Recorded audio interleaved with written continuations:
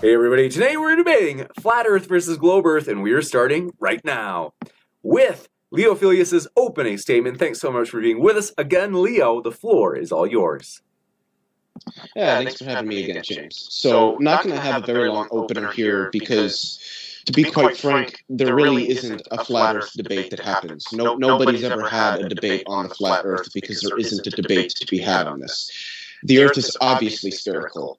If we want to understand the world as people and as humans, then we have to, or at least we ought, set some rules for the best ways to go about doing that. And a lot of those rules involve things like going out and actually observing things in the world. Things that include consistency, that, our models need to be consistent. Things like parsimony, our models need to account for the things that we expect them to account for and do so in explicative and simplistic ways.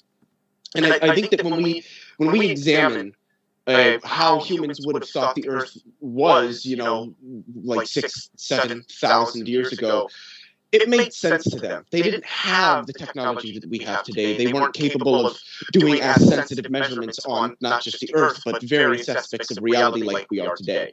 And for this reason, I think that anybody would say, if you were alive 6,000 to 8,000 years ago, you'd probably think that the idea that the Earth is sort of this flat plane that perhaps just goes on forever wouldn't have really been that far-fetched. Most humans back then probably never went more than 50 miles outside of where they lived, and there's some humans that are like that today. But as humans developed, as we began to develop technologies, and particularly as we began to travel around the world, humans began to see things change about reality. Going from one place on the Earth to the other, and noticing that the position of the sun in the sky wasn't the same. Noticing that different seasons, the sun would be at a different position in the sky. Noticing that the moon goes through cycles that seem to be related to the amount of the moon that we can see relative to our position to the moon, relative to the sun. That there was a variety of things that we began to see. That when we would see a ship go off into the distance, we would see the bottom of it disappear, and then the mast at the top of the mast disappearing last. All of these things are things that we would see, and I could go on and on and on for hours about the things that we observe about our reality just immediately without really needing much technology, and with our technology. And it seems obvious that the best model to account for why we see the world with the way that we do is that because the planet that we live on is spheroidal and is traveling at about 67,000 miles in its orbit around a massive star that is about 1.3 million times the size of our planet. We have seen these things elsewhere in reality numerous times. We know these are things that can form. We know the mechanisms, how they can do it. We can describe all this very, very well. So we know that the model is consistent. We know that it's parsimonious. It accounts for everything that we need to account for, and it explains why we see the world the way that we do. In terms of a flat Earth, I've never heard a model. I've never seen a model. All I have ever seen, all I have ever heard are attempts to confute the model that we do have, oftentimes by appealing to things that it can't explain, that it's been capable of explaining for decades, if not centuries. And that is all I have. Thank you.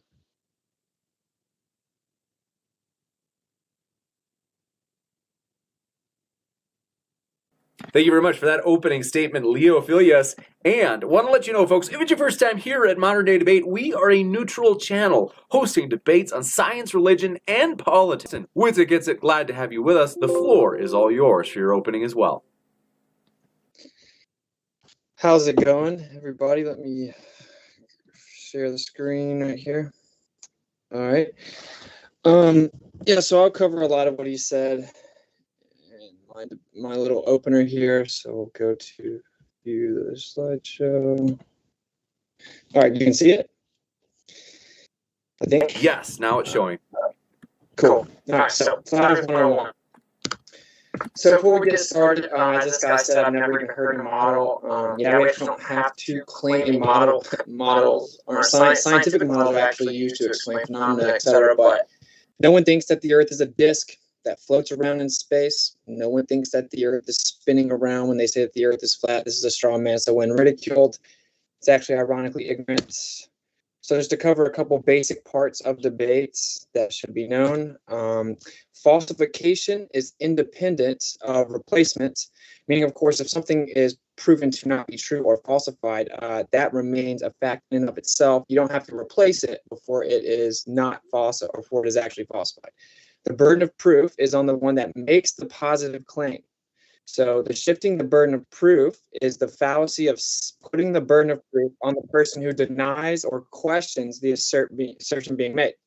Now, this is very important to understand because as he's already done in his opener, he has shifted the burden of proof, and that is all that you will ever get. So for example, if this guy tells me that unicorns are real, then he shows me some CGI of a unicorn. He says, we have pictures of unicorns. I can't believe you don't think unicorns are real. And then he tells me, I have a book. And if I read my book tells me about this fairy tale world with giant octopuses and unicorns everywhere. And everyone agrees that this book is telling me about these unicorns that are real. If we prove that those unicorns aren't real, you're just reading some fictitious book that has nothing to do with reality. I do not have to give you some replacement unicorn or mythological character, then replace your little books and tell new stories about it before your unicorn isn't real, right? Falsification is independent of replacement. So what were we all taught in school? We were all taught the same thing, that the earth is a globe. This is what we were all taught. So when people act like there's no debate, this is so ignorant, you guys are so underinformed and uneducated, we were taught the same thing you were. And almost every single time, the person that ridicules a flat earther as dumb or ignorant doesn't even know a fraction about the earth or the supposed globe earth claims as the flat earther, which should be very telling to anyone honest. So what is the positive claim of the globe, which is what we're testing? Claim number one, the earth is a sphere with a radius value of 3,959 miles and a supposed circumference of 24,901 miles. This is a positive claim, a shape claim of a sphere with a size claim, a dimension claim of a specific radius value. This is a positive claim. It has the burden of proof. Claim number two, the Earth is supposedly spinning over 1,000 miles per hour at the equator while revolving around the sun 66,600 miles per hour on an axial tilt of 66.6 degrees. This is, of course, a positive claim of axial rotation. It has the burden of proof. Okay, claim number three is that this spinning magic globular Earth with the radius of 3959 is sitting in a vacuum of space that is encompassed in a near perfect vacuum of 10 to the negative 17 torr. And this is a place that you can actually go to. This is a third positive claim. These are the three fundamental claims of the globe Earth. You have the burden of proof as a globe proponent to prove that this is in fact the case. So the heliocentric model has the burden of proof for all these positive claims. Okay, so that's just objectively the way that it is. We don't have to prove a negative. We don't have to explain any question you can come up with. The burden of proof is on the one making the positive claims, as the heliocentric model is. Wait, isn't saying the Earth is flat a positive claim? Well, yes. Yes, it is. So you have the burden of proof, right? Flat is the description of a surface. Flat is not a shape. Okay, so we have the burden of proof to show that the surface of the Earth is flat, because that is our positive claim. Well, conveniently enough, this has been done numerous ways, and we can get into plenty of them. But radio waves can be sent over 10,000 miles with no Earth curvature obstruction whatsoever. How is this possible? Of course, it's propagating over a horizontal plane, 10,000 miles, no Earth curvature obstructing it whatsoever. Seconds have been used to successfully navigate for hundreds of years and require the Earth be a horizontal plane as you take an elevation angle to a celestial object, and then it comes down to the plane to have your corner pocket. An elevation angle is to a horizontal. You cannot in any way use a sextant successfully without the Earth being a horizontal plane, and it's worked for hundreds of years for hundreds and hundreds of miles. Next, the horizon has been seen over 10 times the geometric limitations of the globe. This falsifies the globe claim. Again, there is no need for replacement of this model. It has been falsified. The entire globe model depends on the accuracy of this claimed radius value. Everything.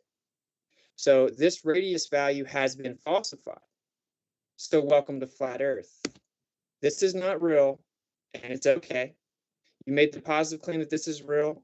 We have falsified that positive claim by falsifying the radius, and you have the burden of proof to substantiate your claims. We must not come up with some fairy tale to replace it. So that is where it all begins, to be intellectually honest about the conversation and where we are.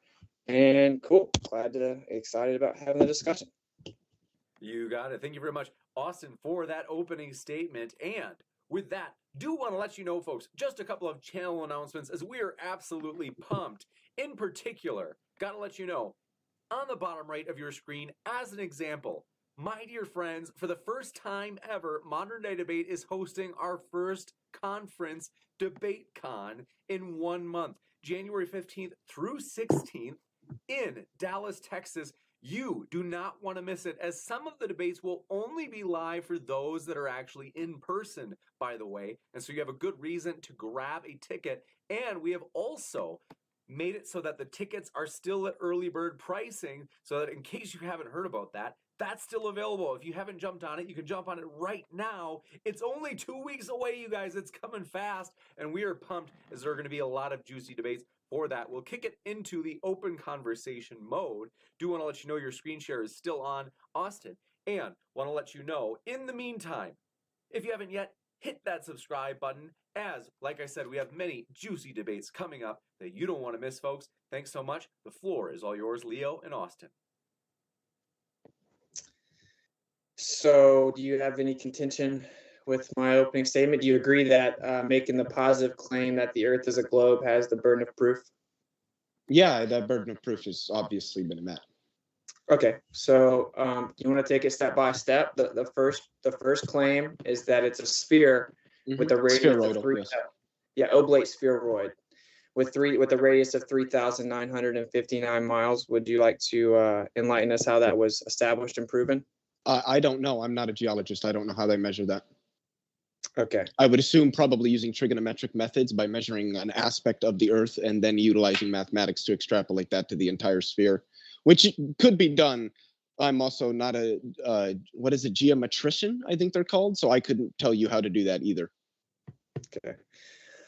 Well, you did just say that you know it's been proven. And so what you've immediately admitted is that you actually do not know that it's been proven because you're not even aware of the I do, though. The fact that I don't know the mathematical methods through which it was proved doesn't mean that those methods haven't been used to prove it. Well, how can you know something if you don't know it? I don't know what that means. Well, how can you claim to know something as a fact if you don't even know what it is you're claiming as fact? I do know what it is I'm claiming as fact, that the Earth is a sphere. How was the radius verified? I don't know.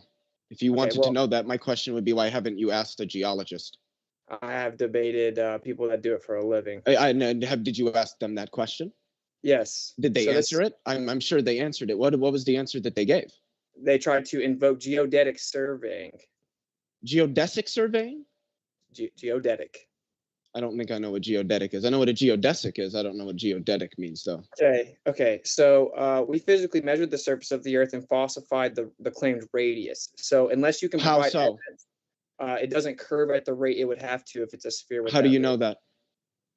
For example, I showed you the observation of the black swan, right? So if the Earth has a sphere of a radius of 3,959 miles, then that means that the Earth's geometric horizon or curvature should be no further than 1.225 times the square root of the observer's height in feet.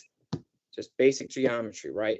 And you can Google it. This is on Earth Curve Calculator. This is not flat Earth math. This is testing the globe claim, right?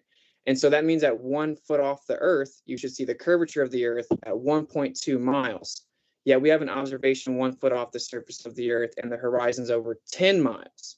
That would require the radius be over 250,000 miles, but they claimed it's under 4,000, so we have a problem here. Yeah, I don't really know anything about that.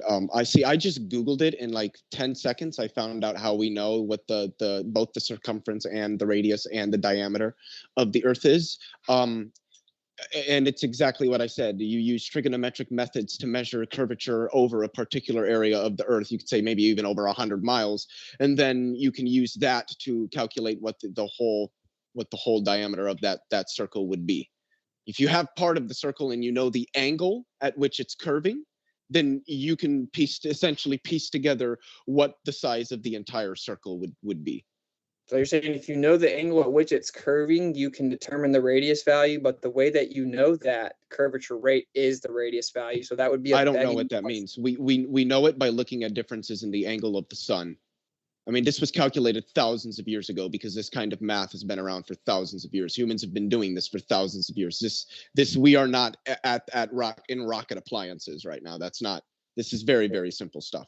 But I would pump the brakes on all the arrogance, right? Because you just admitted to the whole audience you didn't know the What do you mean by arrogance? I'm just stating things that are true. Like, we've known this for thousands of years. These methods humans have been using for thousands of years.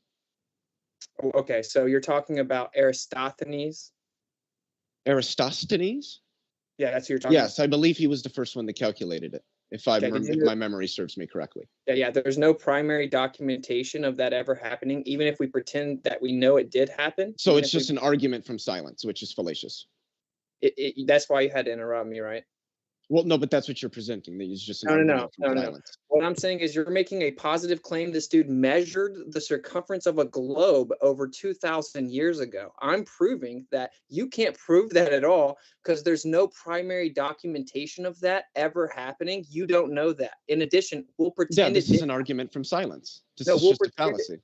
No, you're saying that as if I'm just supposed to. Do you know what an argument from silence is?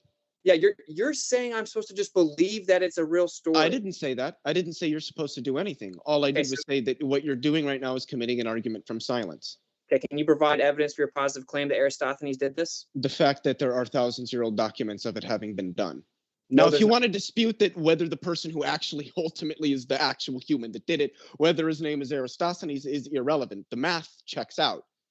Do you have an argument against the math? Yeah, sure. I was trying to get there, right? So my preface was that actually there's no primary documentation, but we'll just assume it is real anyway. But you had to interrupt me. So if we assume it's real, do you know that he had to assume the sun was distant with parallel rays? Well, of course it's distant with parallel rays. That's how light works. Light works that the sun is distant. That's the only way light could work? No, light moves in straight lines. Okay, so is there anything such thing as divergent rays? Is that a real thing? Divergent rays? Yeah, there are ways to do that, yeah. Okay, so that's not how light works. The electromagnetic radiation, yes, it propagates orthonormally, I believe, if it's not interacting with a form of medium. Yes. It actually propagates in a transverse movement. Do you not know what orthonormal means? Orthonormal, no, you enlighten me. Orthonormal. One oscillates this way, one oscillates this way. They're orthogonal or at 90 degrees to one another and normalized of unit length. So they're normal. Normal. Is it transverse? Yes or no? Oh, Lord have mercy. So you don't. Okay, so the propagation. So the concept of orthonormality would subsume the concept of transverse.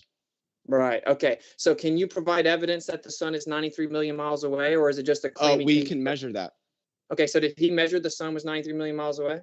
Actually, I do not know that. I have no idea whether he measured the distance to the sun or not. Right. Well, he needed that assumption to deduce the calculations. And did you know he didn't even claim it was anywhere close to 93 million? He claimed something more like 3 million. Did you know that? I don't know if anything that you're saying is true or false because I haven't read anything about what Eratosthenes did in terms of calculating distances from the Earth to the sun. Well, this is your claim, though. You claimed he proved the Earth was a sphere with a circumference value. It's your claim. I claimed that he used simple mathematics to determine what the circumference of the Earth is. Yes, assuming and we know that he did that. Yes. It works the same if the sun's local on a flat surface. He assumed a distant sun with parallel rays and assumed a spherical surface. Yeah, but those are facts, which is why he assumed them. Okay. The sun is distant, and the electromagnetic radiation propagates orthonormally unless it's interacting with a medium. So your proof of the Earth's measurement is that he assumed the Earth is a sphere, and you can use that assumption to prove that the Earth's a sphere. If the Earth weren't a sphere, unless you're arguing that there is geometric curvature to it, even though it's not like a sphere, then fine. But that wouldn't be flat. There is geometric curvature on the Earth. Okay, that's he figured that out just from walking from two cities. Yeah, that was the claim. Well, actually, that's not the claim. That was the observation. He determined that there is curvature on the surface of the Earth because these things that we see in reality happening. But did you know that if the surface was flat and the sun was more local, you would get the same results? How so? Because the divergent rays would create shadows relative to the angle of the local light. What do you mean by divergent rays? They converge to the point of light, the source of light, which is the sun. So isn't that how all lights work?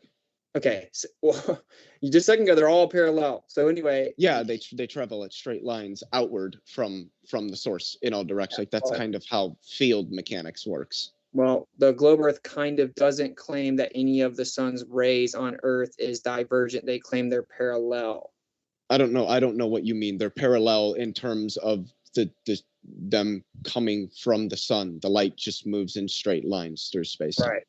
Yeah. Right. So if and it's divergent in the sense that all those straight lines would diverge back onto the sun, the point of origin. But the globe Earth model has just a small portion of the light of the sun hitting the Earth, and they're all parallel. If the Earth is smaller, or if the sun's more local, then it has divergent rays locally on the Earth. It's a fundamental difference. I have no idea what you're talking about. Okay, so you have no. First of all, that wasn't even claimed. Optics isn't this hard. Actually, optics is a pretty difficult field. It's boring too. Do you agree or disagree that if the Earth was flat and the sun was local, you'd get the same results? If you had like a sort of a flat disk Earth and a little ball up here with the light would just be covering the whole surface, so you wouldn't have nighttime. So no, I don't think that would work. Okay, well that's called a straw man fallacy, my man. No, it's not. Yes, it is. What did I straw man? Yeah, you just straw man a model of the Earth, saying that if the Earth's a disk with a ball above it, then it'd cover up the whole disk. That is just an unfounded claim that no one on this side has ever made. There's something called Except all of you. Light. There's something called the attenuation of light. Sure. So why would the light go forever if it's a small local light source with attenuation? What do you mean? Why would the light go forever? You just claimed to cover the whole Earth. Why would it cover the whole Earth if it's a small local light source with attenuation? Because attenuation happens when electromagnetic radiation interacts with matter. So correct. You wouldn't expect that to happen until it struck the Earth. Wait, is there not matter in the atmosphere? Not very much, no. Oh, so there's not an absorption rate of air when it comes to light? There's not an absorption rate of light? A very small one. It's more, I think, of a refractive index, but... Okay, so there's an attenuation rate in the air. A very, very small one, yes. Okay, so it's a small local light source. It wouldn't cover the whole Earth. Can we get back to stop trying to pretend you know how to falsify the flat Earth? Can you prove the globe Earth radius value? That's what we're trying to get to here. I already have. We mathematically calculated it. We measured that there was curvature on the surface and used the amount of curvature measured over the length and extrapolated that to an entire sphere and got an accurate measurement. We've confirmed it today, so... Really? He was over 15% off. Aristophanes didn't even come up with the radius value, and the person that did it for your model, his name is actually Al-Biruni. So I don't really care who did it. It doesn't really matter. It doesn't just being a genetic fallacy. You're trying to appeal to the source as a means of falsifying the information when the source of the information isn't really relevant here. I'm not. I'm appealing to the fallacious methodology they used. You are ignorant of the method. What fallacious methodology? Yeah, and the funny thing is you haven't been able to explain them to me, so I don't think you know much about them either. Yeah. I never claimed to know everything, and I don't actually know how we've even today measured the circumference and the radius of the Earth. I really don't. I've never asked, but I'm sure if I Googled it, how can we measure the circumference of the Earth, I'd get perfectly fine answers that make sense and have a lot of valid mathematics to back them up. I mean, I'm sure that anybody, if they really wanted to know these things, could just Google them or call a university and ask a professional. My question would be, why haven't you done that? Well, hey, isn't it pretty ignorant to claim you know the answer to a subject or question if you're completely ignorant of all the details of that subject? I didn't say I was completely ignorant of all the details. I said there are some things that I do not know. That the Earth is round is one of the things I do know. You've proven you don't even know how they claim they proved that. Well, through certain methods, in terms of calculating precisely the circumference and the diameter, I don't know that. That doesn't mean there aren't other ways to know that the Earth is a sphere or spheroidal. Okay, but maybe we should do this, right? You realize that the entire model depends on that radius value being accurate. If that what do you mean? We could change that value. The Earth can be larger or smaller. It could be more spheroidal or less spheroidal. The point is that it's a sphere. No, it can't. It objectively cannot be. So you're saying that if it couldn't, but it can because there are planets that are. Okay, so you don't understand it. So say the Earth has a certain size. That's how we've come up with everything else in the model, like relative distances and sizes of the other bodies in the solar system, What? cosmological distances. If you don't understand this, doesn't make it not true. In order I to have definitely understand this. I study in order astronomy. Okay, so to have orbital trajectories dependent upon the mass, which is dependent upon the size of the dimension, which displaces a certain amount of mass in the curvature of space-time. So the radius of the Earth is directly related to your entire claim, No, as it's is not. day and night cycle. It is objective. No, actually, no. Our day-night cycle would be related to the rate of rotation of the Earth about its axis. And the way you come up with the rate of rotation is how much it needs to spin within a certain period of time based on its size. No, you can make the Earth larger, and it could still spin and have a 24-hour day cycle, If the day-night Earth was cycle. larger, if the Earth was larger, would it have to spin faster to maintain the same day cycle? I would assume so. Conservation of momentum is kind of a thing that exists in reality. Yeah, yeah. So everything depends on that radius value being No. correct because the Do 1,037 you think that the Earth couldn't exist if those numbers weren't exactly what they are? What a straw man that I think the Earth No, that couldn't was a exist? question, not a straw man. I was asking you a question. Do I think the Earth couldn't exist? Yeah, if That's the the question? if the Earth was larger, do you think that would just somehow it couldn't exist? The Earth can only ever be one size if it's a sphere. That seems to be what you're saying. Yeah, because we know distances to different locations on the Earth, right? And so if that radius value changes, those known distances are Well, of no course longer, they would change. The planet would be larger. Why would we not expect that? but we know the distances though. Yes, because the planet is the size that it is. So if it was falsified, then it could not be a sphere, Well, no, it would just mean that it's either larger or smaller than what it is. and that all the distances to known locations are wrong. Well, sure, because the Earth is either larger or smaller than what we thought it was. It's still a sphere. Well, that can't work because they're verified distances. Yes, they are, because the Earth isn't larger or smaller than what we've measured, because we've measured how large the Earth is. Okay, we'll let the audience decipher that double speak. So another thing that the radius value is connected to is to ever go to space, you have to obtain escape velocity, right? So you have to have a certain orbit. So you have a radius of orbit that's dependent upon the radius of the Earth. Any story about going to space depends on that radius value. So if the radius value is wrong, the entire model is wrong. This is just objective. I don't know what you mean when you say that. You keep essentially making this argument that, well, if the Earth were any larger or any smaller, all of the values about distances on the Earth and the amount of velocity needed to escape Earth's gravitational field and the radius at which something can be in a free orbit around Earth would all change and your model would fall apart. No, it wouldn't. It just means that the Earth would either be larger or smaller than what it is. It doesn't matter that the Earth is the size that it is. We measure that it's the size that it is because it is that size. But the idea that if it were larger or smaller, if those values were different, all of a sudden we can't explain anything. No, that's not how this works. I'm sorry. It's just not how this works at all. You don't get it. So how far away do they say the sun is, for example? The sun is somewhere between, well, it depends, 93 million miles approximately, or 150 million kilometers for the normal people in the chat. Right. So that's based on the mass of the sun, and then it has a distance to the supposed mass of the Earth, and that's how it's attaining gravitational orbit, right? Mm-hmm. Yeah. Okay. So if the mass of the Earth changed, would the rest of the model have to change as well? What do you mean by the rest of the model? No, general relativity would still work just fine. If you changed nothing, so the velocity of the Earth stayed the same, all you did was increase its mass, well, that would just be a hard thing to do to begin with because you have conservation of momentum, conservation laws. But likely the Earth would, if it grew larger, more massive, yet somehow retained the same orbital velocity, it would probably start to fall inward toward the sun. Okay, so if the size of the Earth is wrong, the size of the moon is wrong, the size of the sun is wrong, the size. What do you mean by wrong? You mean if we calculated it wrong? They would also have to change, yeah.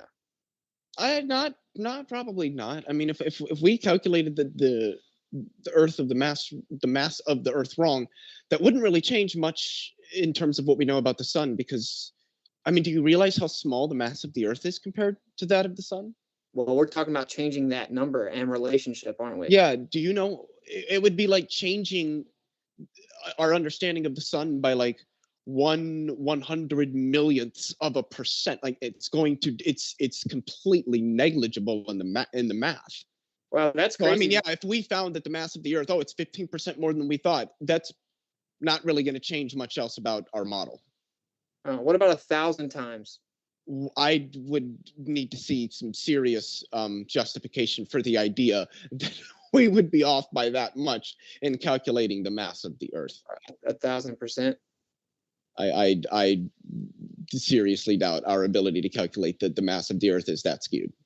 Yeah, well, we have an observation where the radius value would have to be 264,000 miles. So I don't know what you mean. Well, they claim the radius is under 4,000 miles. I've said something that's objective. You've disputed it, but I don't want to keep going in circles. If the radius value is wrong, the entire mile is wrong. I still don't know what that means. The highest levels of academia on your side would agree with that. No, they wouldn't. Okay. They would say that if somehow the size of the Earth, if you changed the values of the parameters of the Earth, its radius, diameter, circumference, its mass, its density, there are things that would change. You could potentially make it so that life wouldn't have been possible on this planet. But nothing about how we understand, of what we understand, rather, in terms of the way reality works, relativity, thermodynamics, classical mechanics, quantum mechanics, none of that's going to change. And it's through those methods that we know that the Earth is spheroidal. So the methods that we've used to determine the size of the Earth are not going to be changed if the size of the Earth were somehow changed. Okay, so objectively, man, I'm not going to keep arguing it. If the size of the Earth is wrong, the entire model is intrinsically wrong. It's all dependent upon the mass of the Earth. Day and night cycle, gravity, orbital trajectory. But like I said, those are all parameters that depend on what the size of the Earth is. We could go to anything. The mass of the sun matters too. If we change the mass of the sun, we'd get the same things. Things would start looking a little different. That does not mean that gravity somehow works differently. That does not mean that our physics does not work and doesn't give us accurate descriptions of reality. What you're talking about isn't that the math doesn't work anymore. You're just talking about changing the parameters within it. Yeah, that's going to change how the system evolves through time. But the fact that the system will evolve through a set of laws that we can determine that are based in symmetries and conservation principles, all that stuff, that's all going to be the same. Changing the parameters doesn't really mean anything for the physics of how we describe how systems evolve. Okay, so you don't know how they supposedly measured the size of the Earth, and it's Alberuni looking at the horizon. It fluctuated. He reverse engineered a radius value. We have falsified that with physical measurements of the surface. It would require the radius be over 250,000 miles. If the radius kind of measurements did you do? Real fast. If the model is, or if the radius value is wrong, the entire model must be trashed because it's dependent upon that R value. This is just objective heliocentric perspective. So if you want to, R value, what? The radius value, yeah. An R value doesn't have anything to do with radius. The term R value has to do with insulation and thermodynamics and stuff like that. I think it's a measure of the thermal resistance. I think it's like over the area of a thing, the thermal resistance of the area. It's something like that. Yeah, I don't know. That doesn't have anything to do with radius. Okay, so if the Earth has that radius and we're supposed to see the curvature of the Earth at 1.2 miles away from 1 foot off the ground, how do we see the horizon over 10 miles away from 1 foot off the ground? What? Can you repeat the question, please? Yeah. So if the Earth's a sphere with a radius of 3959, it curves at a certain rate. That means you can see the curvature of the Earth at a certain distance away from you based on how high above the sphere you are, because it's curving away from you. So if I'm 1 foot off the globe Earth, I should see the curvature of the Earth block my view at 1.225 times the square root of the observer's height in feet. Simply, the square root of 1 is 1. 1 times 1.2 is 1.2. 1 foot off this magic globe Earth I'm so crazy for not believing in, the horizon should be at 1.2 miles. But yet we saw the horizon over 10 miles away. This is impossible geometrically. Yeah, I would just have to crunch the numbers on that, which I'm not going to do right now because I don't think it really matters. I mean, a lot of the stuff really ultimately that you're bringing up just doesn't matter. There are ways that we know that the Earth is round that don't require us to actually do any measuring of the Earth. There are complete other physical theories we can appeal to that tell us that not just the Earth, but that all sufficiently massive bodies will be spheroidal. So you agree then that there are no physical measurements of Earth curvature that exist? No, I don't agree with that. Do you know of one? A way to measure the curvature of the Earth? Yeah. Walk from one place to another. Walk from, Tampa, Florida, all the way up to Boston, Massachusetts, and measure the difference in the position of the sun at the same time of day. Okay, so and you will notice it will change. Yeah, you'll be able to use that to determine the angle of curvature of the distance between Tampa and Boston. And then from that, you could essentially extrapolate all the other pieces and get the full circle and be like, oh, so yeah, the object that I'm standing on is a sphere and its circumference would be this amount. And then from that, I can determine what the radius and what the diameter would be as well. Right, but so you have to assume the Earth's a sphere. So how? No, you don't. You would. The thing there is what you're observing when you make that walk is that you're walking on a curve. That's not an assumption you go in starting with. It's something that you get out of doing it. That's a result of what you're doing. It accounts for why you see the world the way that you do. So on your model or lack thereof, you would have to account for why we can experience a curvature to the Earth's surface when there really isn't any. We literally don't experience a curvature to the Earth's surface at all, ever in the entire. Why does the position of the sun change when you move? Holy shit, I'm gonna get this wrong. I think it's longitude, I think, is this way. Look, guys, I'm not a surveyor. I'm not a geologist. I do physics. Okay, I don't know this stuff. I think this is longitudinal. Correct me if I'm wrong. But when you move longitudinally, if I'm correct on the Earth, the position of the sun changes. The position of the stars change as well. Okay. Yeah. And their change is proportionate to a definite curvature that we can measure on the surface that we're walking. Why? Okay, because that would happen on a flat Earth, and I'm trying to explain it, but you really have impulse control issues. So when they looked at the sky, they reverse engineered the cyclical nature of it to apply it to a spherical assumption. What does that mean? So reverse engineer the cyclical nature of the sky. I don't. Yeah. So okay, let's take it word by word then.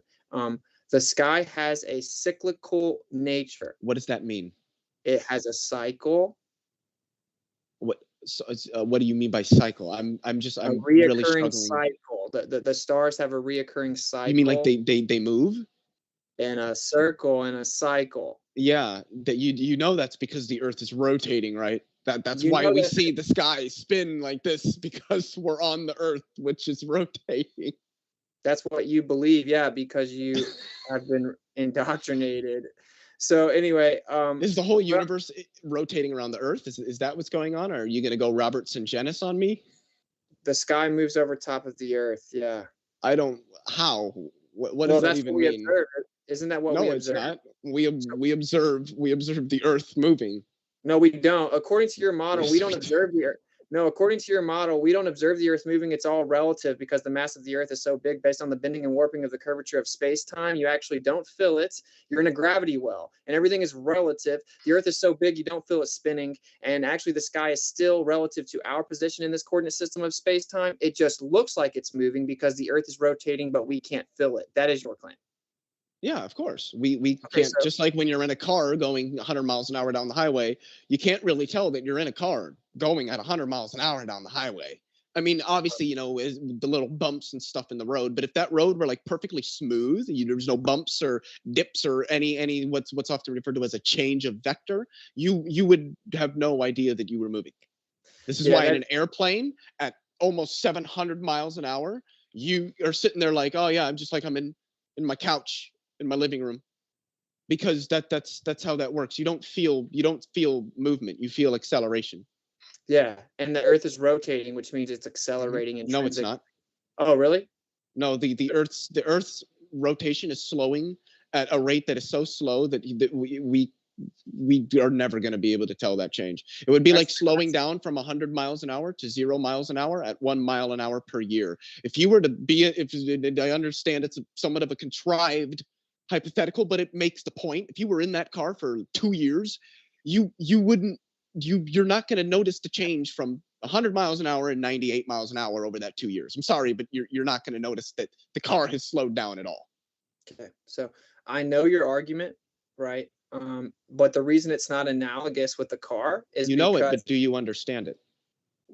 far better, actually. So if you're Okay. driving the car and you turn it, are you going to feel it? Yes, that's a change of vector. Oh, so if it turns, you feel it. So is the Earth Yeah. turning? Is the Earth rotating? Yes. Okay, so it's intrinsically changing direction then. Changing direct. What do you mean? If something's rotating, it's constantly like turning. a rotation. Yeah, that angular momentum. Yeah, but not linear momentum. This would be angular momentum. Oh, and so we just wouldn't feel it. So I already said Well, not on something that's as large as the Earth is. Why? I said I said that already. I said, yeah. So if you said it, then obviously you understand this. Then I don't know what your contention is. Obviously you understand that the Earth is a very large object, and because it's so large, and where our entire existence has been confined to the planet in the atmosphere that is also rotating at the same speed as a result of friction with the Earth's rotation and everything, we're not going to be able to feel that it's rotating. That's so. Yeah, okay. I mean, if you understand that, what is it about that you're contending with? If you seem to understand it so well. Do you think the fact that you wouldn't theoretically feel it proves that it's spinning? Well, no, of course not. Okay, so what's the proof it's spinning then?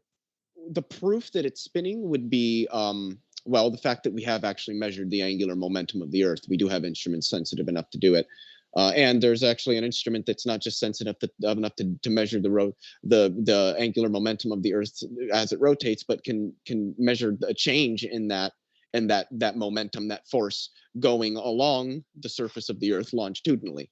I believe it's Foucault's pendulum is the device that we can use. Also, we see that the sky is spinning in the same direction we would expect the Earth to be spinning if it were. And yeah, these tell us that the Earth is spinning.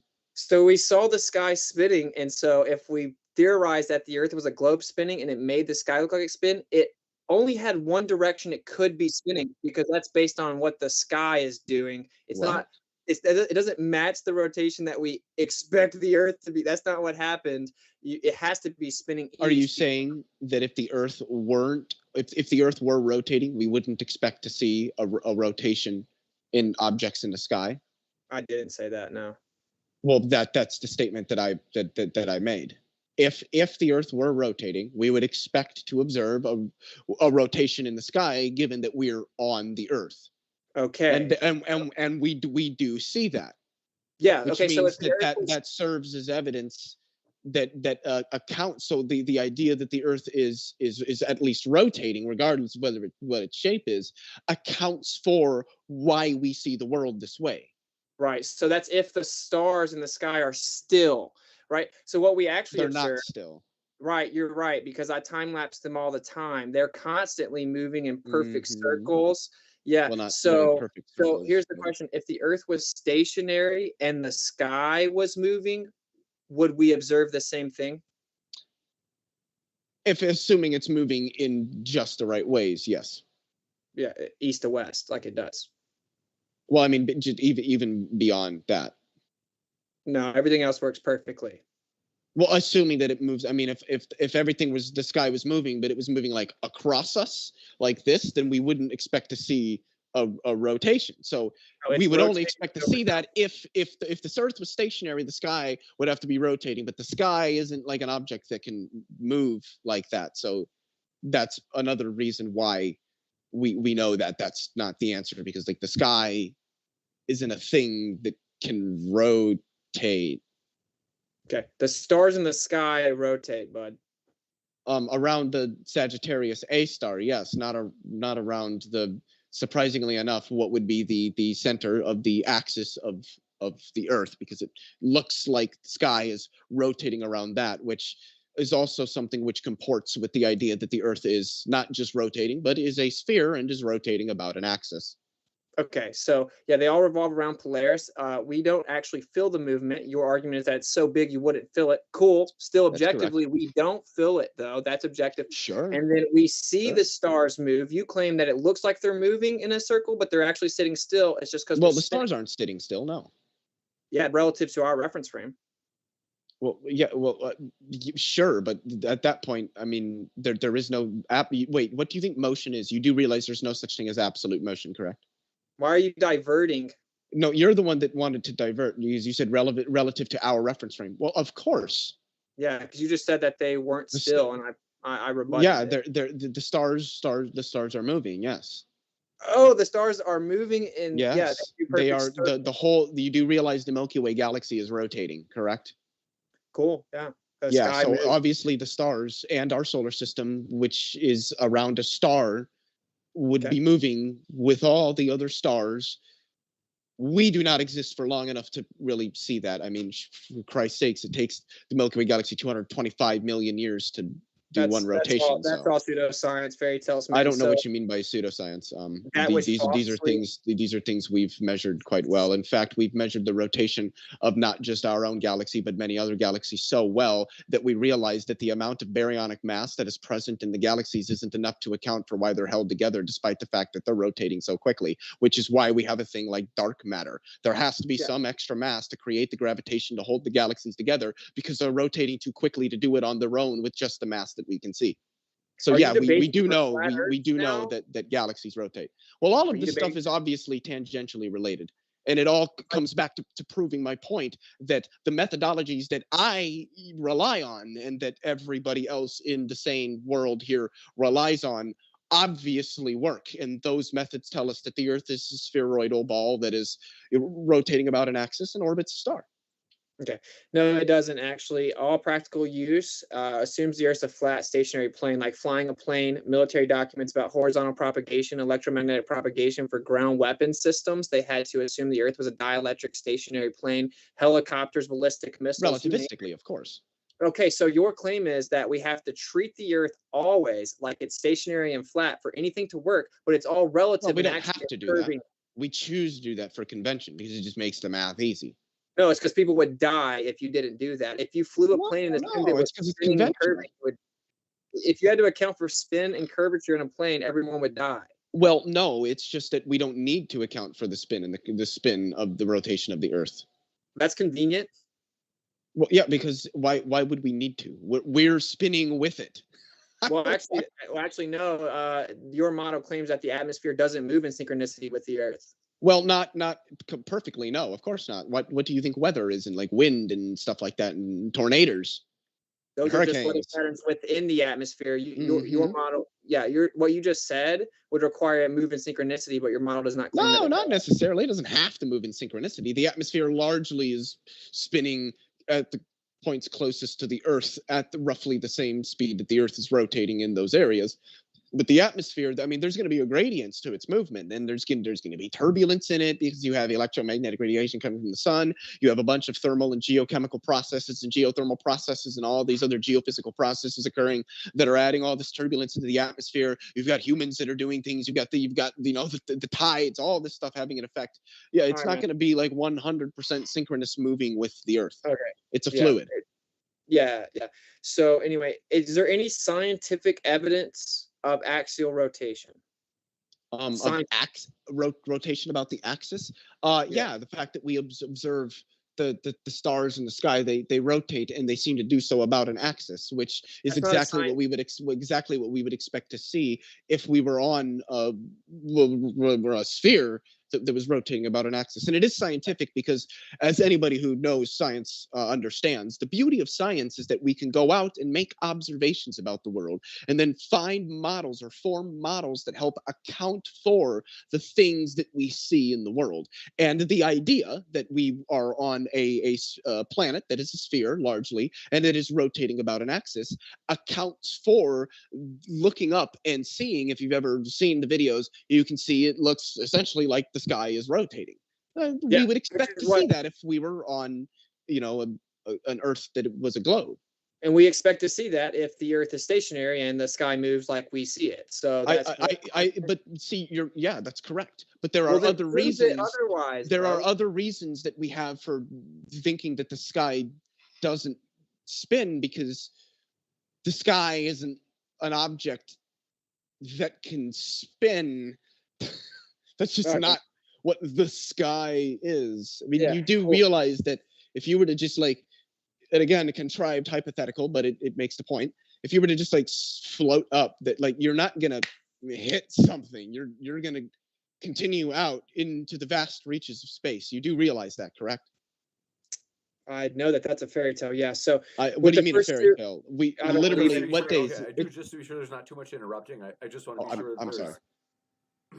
Because there is a lot of like define this, and that's okay, but it might also be there's a lot of interrupting where I don't want there to be too much. So we might jump into 2-minute kind of like modes there for a little while if it doesn't slow down. Cool. Yeah. So as for there's been no scientific evidence offered for axial rotation. Measurement, which is the first one, the dimension claim, that's actually not a scientific question. That's a measurement question, but there's no physical measurement of Earth curvature. He failed to provide that. He failed to provide any scientific evidence of axial rotation. Observation is not scientific evidence. That's the first step of the scientific method, your dependent variable. Science is literally the study of the cause of an effect, which is your independent variable, which must be varied and manipulated. That's what the scientific method is. If I can just go look at something and make up stories about it and then claim it's science, then science would have no value. So there's no scientific evidence for axial rotation that you can think of, or do we need to move on to the third one? Yeah, there are. I just wanted to say that. See, you propounded this oft refuted and just not true idea that science is all about causes and effects. That's just not at all the case. There are areas, very well understood and very precisely measured areas of science where causality isn't even a factor. And you can ask most physicists and they'll tell you causality is much like temperature. It's like a phenomenal result of our experience of reality at the scale that we experience it, but it's not this fundamental property that's built into reality. That's not a thing. So much like temperature, causality is just a result of how we experience the reality that we exist in at the scale that we exist in. So that's just not true. You said observations aren't evidence. Literally, they are. The whole point of science is to observe things about the world, find out facts about the world. We look at the world, we see it a certain way, we see it doing things. And then what we need to do is we need to find ways to account for that. Now, I wasn't expecting to have to go into like a lecture on a philosophy of science, but largely when it comes to accounting for things in reality, being a scientific explanation, this is often construed in terms of grounding counterfactuals. Don't know if that's a term you've ever heard. And what this means is that if we want to say that X explains Y or accounts for Y, then we need to be able to establish a counterfactual such that if Y was not observed, then you wouldn't expect to see X. If you can't establish that, then in what sense does X account for Y? If you could get X in the absence of Y, then obviously X doesn't account for Y, or at least not Y exclusively. And then that results in other things, modifying models and things like that, and what have you. But this is how it works. So if we see something, we want to account for that. We need to be able to say, okay, what about the world would give us this thing that we're seeing? If we weren't seeing this, what else would we expect to see? What would be other things that we expect to see? And this is why these things are explanations. Being on a sphere that is rotating about an axis explains, it accounts for why we see certain features of reality the way that they are. And sure, there might be other ways that can at least prima facie account for it, and this will be my last point, but there are reasons why those aren't nearly as parsimonious as the idea that we are on a globe. Okay. Yeah, that's actually just not true. So the default position based on all observable phenomena is that the Earth doesn't move. It's stationary. To do anything in the practical world successfully, you must assume it's stationary, as in fly a plane, shoot a bullet, you name it, or you would not be able to successfully implement practical use. So actually, we just treat the Earth as a stationary. The sky moves over top of us, all circling around Polaris, the North Pole star, over the North Pole, quote unquote, just a geographic location you're not allowed to go to, and it continues to reset. The default position is that. Now, you're making a claim antithetical to observable phenomena, so you have the burden of proof times a million. You're making a claim antithetical to what's actually observed and can be verified. So to flip the script and pretend that if we don't blindly believe your claim antithetical to all observations, we are out of pocket is a bit off-putting, right? It doesn't really make sense. So there's Einstein himself. I'll help you out. I'll throw you a bone, right? Einstein himself said, I've come to the conclusion that there is no optical experiment on the Earth that will ever prove the Earth's movement, although we know it revolves around the sun. So there is no earthly observation that can prove the Earth is spinning according to your own side. It's just philosophical. It's theoretical. and that's just that. And so, yeah, unless you got some scientific evidence, it's just sophistry. So I just really quickly want to recap. I did outline what is evidence, and then I explained why it's evidence and how we know that it's evidence. I didn't really hear much in the way from you in terms of responding to that. You did cite Einstein, and that quotation is correct. But the thing that is often left out is what Einstein was speaking about there was movement of the Earth through the ether. This is why he referred to an optical experiment. We are never going to be able, if the ether, the luminiferous ether, is a real, and there's still people that believe in even that. If that were a real thing, there's no experiment, there's no optical experiment we would ever be capable of doing that's going to be able to determine the Earth's movement or any drag on Earth or on light being emitted from Earth as it moves through that ether. So that's what Einstein was referring to. He wasn't referring to any way of detecting that the Earth moves. But since you brought up Einstein, let me bring up my favorite piece of evidence in favor of the flat Earth, and that's Einstein's field equations. I don't know if you've ever heard of those, but obviously Einstein is a source that we can both agree is reputable. Otherwise, I don't think you would have cited him, even though the quote you cited had nothing to do with the motion of the Earth simpliciter, but the motion of the Earth through the ether, which is also a thing that isn't real. Einstein's field equations describe essentially what gravity is, and they tell us that mass energy has an effect on space-time, and we don't really fully understand yet that because we don't have quantum theory of gravity. But essentially, the point that I'm getting at is that when we look at Einstein's field equations, what we see is that there would be something called hydrostatic equilibrium on massive enough objects. Once an object gets massive enough, there's going to be a tension on its surface. There's going to be a tension on the object as a result of its own gravitational force, the field acting on the object, creating the field.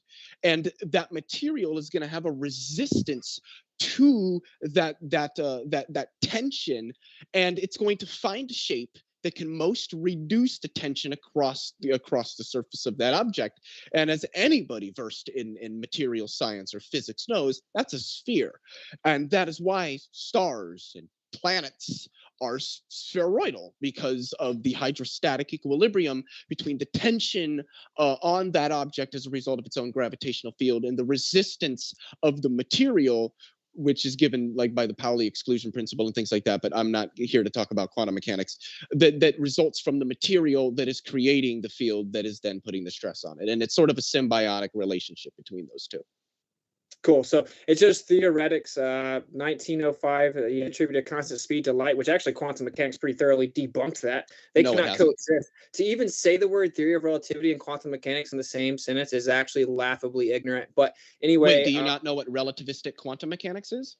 I know that relativity can't coexist with quantum mechanics. Well, general relativity has not been reconciled with quantum mechanics. Special relativity has been. And just a quick point for the sake of the audience, the U1 gauge transformation symmetry group, which is what we use just to be sure, to define electromagnetism is well distributed. Okay, maybe you're not hearing me. Just to be sure that time is well distributed. We are going to go into the Q&A shortly. You guys have got a little bit of time yet, but just to let you guys know that. Okay, so yeah, the point is just that actually it doesn't matter. That's a non sequitur anyway. So it was proposed in 1915, superseded Newtonian mechanics. It actually claims to attribute physical properties to conceptual abstractions, one of which is a privation. I do need you to stop talking while Witsit is talking, to be fair, because I don't want Witsit to do the same to you, okay? So space-time is conceptual, right? So space, the idea of emptiness, nothingness, of privation. Time is a quantification method that we use to quantify passing. We've put it into a coordinate system, right, using breadth, height, width into quote-unquote space to determine this effect of a gravity well, and that gravity is the effect of the bending and warping of space-time. Anyway, on its face, it's inadmissible. Conceptual abstractions cannot in any way have physical properties. It's also fallen apart as early as the 50s. The galaxy rotational speeds debunked it. Also, as recently as modern times, we now have dark matter, dark energy making up 95%. That is not accounted for in relativistic application, and it's off with 95% of its occupancy claim. So it's not even close to being viable mathematically yet, and none of that even matters. It's all begging the question, because on the local scale on the Earth, you never account for gravity, you never account for spinning, and you never account for Earth curvature. This is just objective, and we need scientific evidence before we believe cartoons from governmental agencies. So we need actual physical scientific evidence, bro.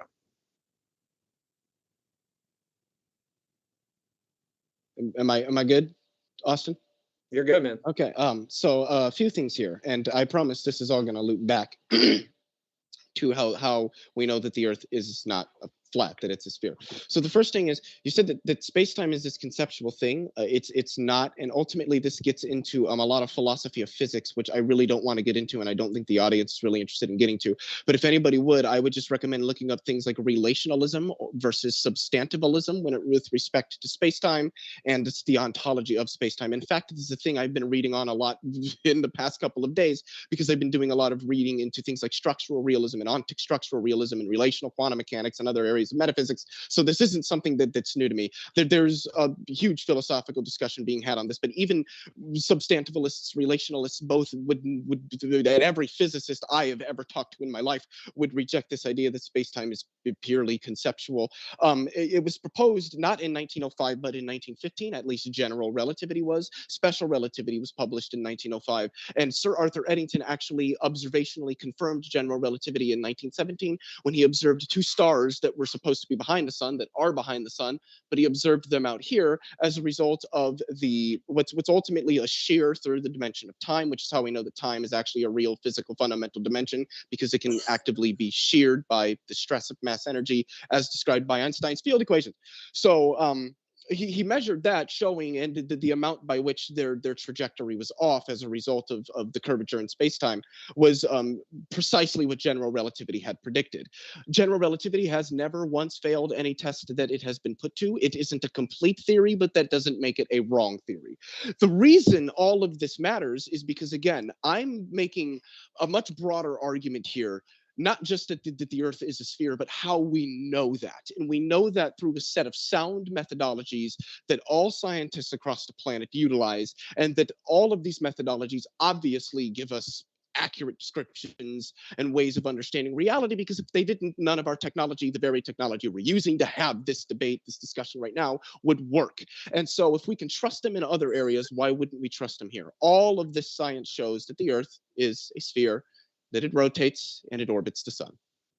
Yeah. So you cannot provide any substantive specificity of empirical evidence. You just keep making claims appealing to technology. An accelerometer must prove that the Earth's a globe and that gravity bends and warps and physical properties can be attributed to concepts because I have an accelerometer in my cell phone. The electrical grid uses nothing to do with the Earth being a globe. None of our technology does. You can't fly a plane, can't drive a car, assuming that the Earth is a spinning globe.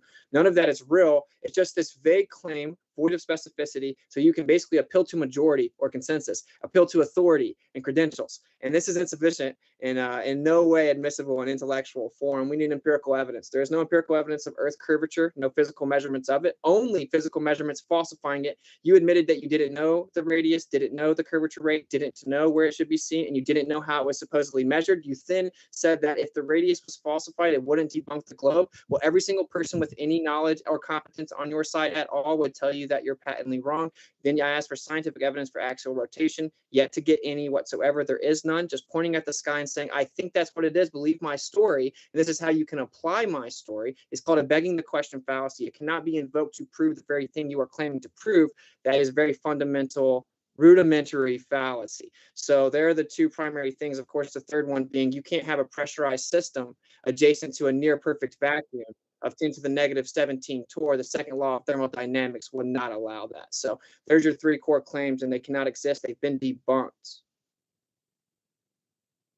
I guess I don't understand what this three core claims thing is. The only thing that's being claimed is that the Earth is a sphere, that it rotates about its axis, it also wobbles about its axis or precesses about its axis, and that it orbits a star, all of which can be confirmed just by higher order mathematical theories that have been confirmed at literally every point we've ever tried to test them.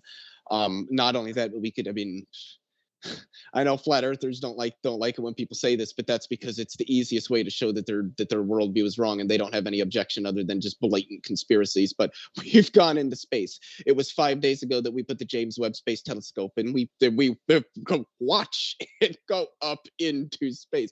It didn't hit anything. Where did it go?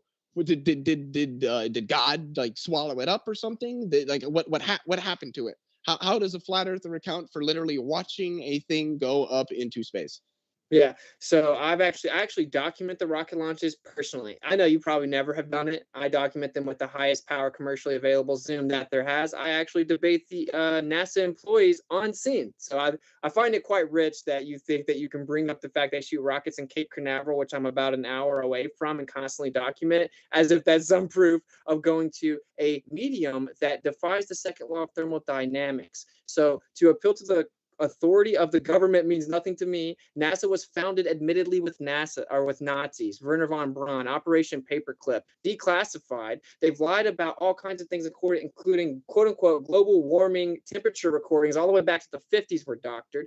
It's one of the most corrupt establishments that there is. And so I don't actually have to blindly believe stories about NASA sending stuff into a vacuum that can't exist. But what you will find out, or what's becoming abundantly clear, is you cannot respond with specificity. You cannot have a vacuum next to a pressurized system. This violates the second law of thermodynamics. Claiming they went to Narnia doesn't make Narnia real. Can you tell me what the second law of thermodynamics states? Yeah, entropy will increase. In this sense, entropy will increase. What is entropy? Yeah, entropy will increase as in it will seek equilibrium spontaneously. What is entropy? Which part of my definition do you not Well, no, you're using the word entropy. You're saying entropy will increase. What is entropy? Effectively the pursuit of equilibrium. I don't know what that means. So the second law of thermodynamics essentially states that if you contain energy, if you localize energy into one system or one state, it's intrinsically going to leak into the others. It's really the simplest way to put it, primarily because thermodynamics isn't really a simple field. Nothing about space-time violates thermodynamics. It operates with thermodynamics perfectly fine. We understand the thermodynamics of vacuums actually quite well. Do you understand the question, right? So the second law of thermodynamics necessitates that pressure fills the available space. Systems seek spontaneous equilibrium. Entropy will increase. This is a natural law. So if you have a pressurized system adjacent to a near perfect vacuum of 10 to the negative 17 torr, the high pressure system will violently fill the low pressure system seeking equilibrium. So how does that not happen? That's an antithetical. That's a claim antithetical to natural law. Well, entropy increases globally, but not locally. The Earth is an open system receiving energy from the sun, so it's not currently undergoing those particular thermodynamic processes. And there's a lot of places in the universe that aren't. But I don't know what you mean when you say pressurized. If Earth's atmosphere is quote unquote pressurized, then you would be admitting that there is a force acting on the atmosphere that is containing it to the Earth, despite the fact that it slowly dissipates into a vacuum, which would be correct. That force is gravity. Slowly dissipates into a vacuum is not in any way what it would happen. There's nothing slow about gas pressure going towards a vacuum. It's instantaneously seeking equilibrium. So there's nothing about dissipating gradually into a vacuum of space. You told me that basically thermodynamics isn't happening on the Earth locally. So I guess the second law of thermodynamics switch got flipped off, and now we can have pressure sitting next to a vacuum. So it doesn't work. And no, I don't have to claim that there's a force pulling anything down. There's a physical container. That's the necessary antecedent to pressure.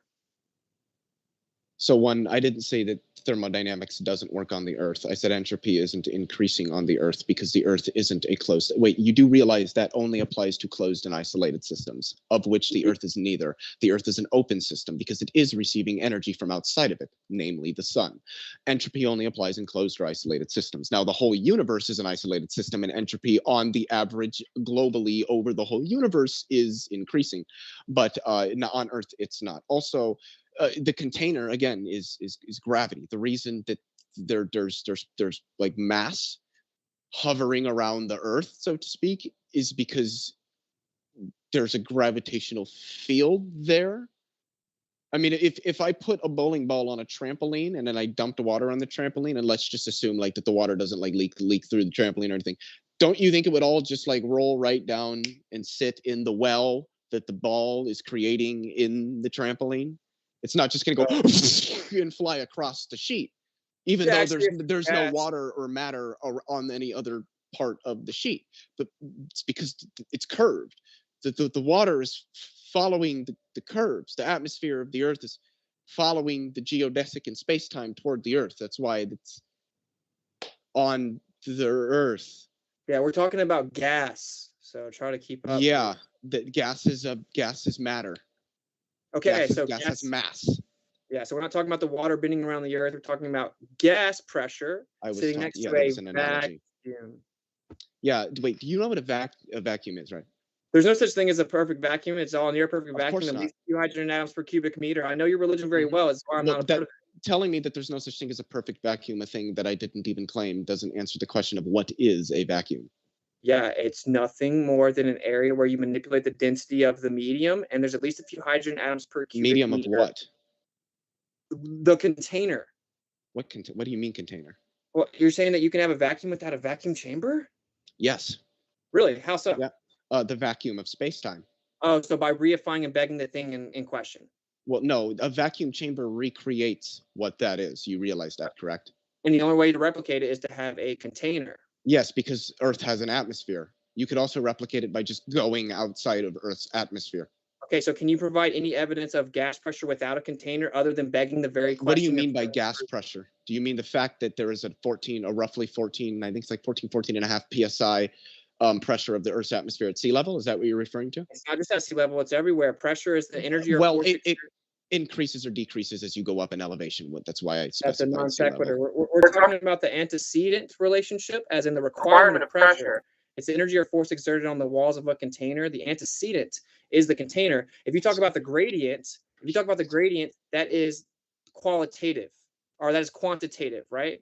So you're conflating qualitative and quantitative, like delta X, right? We're asking you, how do you have X? That's gas pressure. You're invoking delta X, change in X. Changing gas pressure has nothing to do with the antecedent requirement for the gas pressure to be there, which is physical containment. So I don't know what you mean by physical container. There's a pressure because Earth's atmosphere, being mass, feels the curvature in the geometry of space-time around the Earth, which is going to curve it towards the Earth. That's why I was drawing an analogy. Like if you put a bowling ball on a trampoline and assuming that water doesn't leak through the sheet, and you dumped water on the trampoline, the water will roll down and sit in that pocket that the bowling ball makes where the bowling ball is, because the sheet that you dumped it on is curved. Why do you think things fall toward the Earth? Because space-time is curved in that direction. Well, if it's curved that's because of the density of the Earth. Okay, or the density of Earth's atmosphere compared to helium. When you say things fall to the Earth as if it's an all-inclusive statement, it's inaccurate. Not all things fall to the Earth. Well, I think you understood the context that I meant when I said that. I think most people did. Obviously, I wasn't referring to helium balloons because I don't think anybody's ever seen a helium balloon fall to the Earth. So then you understand your own question's answer is very simple. You answered it for the helium balloon. It's the same answer for when something else goes down. We can get really specific. Everything's intrinsically. So why do basketballs fall down? Like basketballs are filled with the air. Like they're pretty much 99% air, other than this 3 millimeter, 5 millimeter layer of material that forms the outside, like the part of the ball that is the basketball. How come those fall? And why did they fall at the exact rate that gravity says they will? Basketballs are more dense than the air, and 9.8 meters per second squared is just agreed upon average. It doesn't happen every time for anything. But basketballs are inflated with air. They're like 99% air. Why would they not kind of like hover there or fall a little bit more slowly? I'm confused. Because the matter of the basketball material is more dense than the air.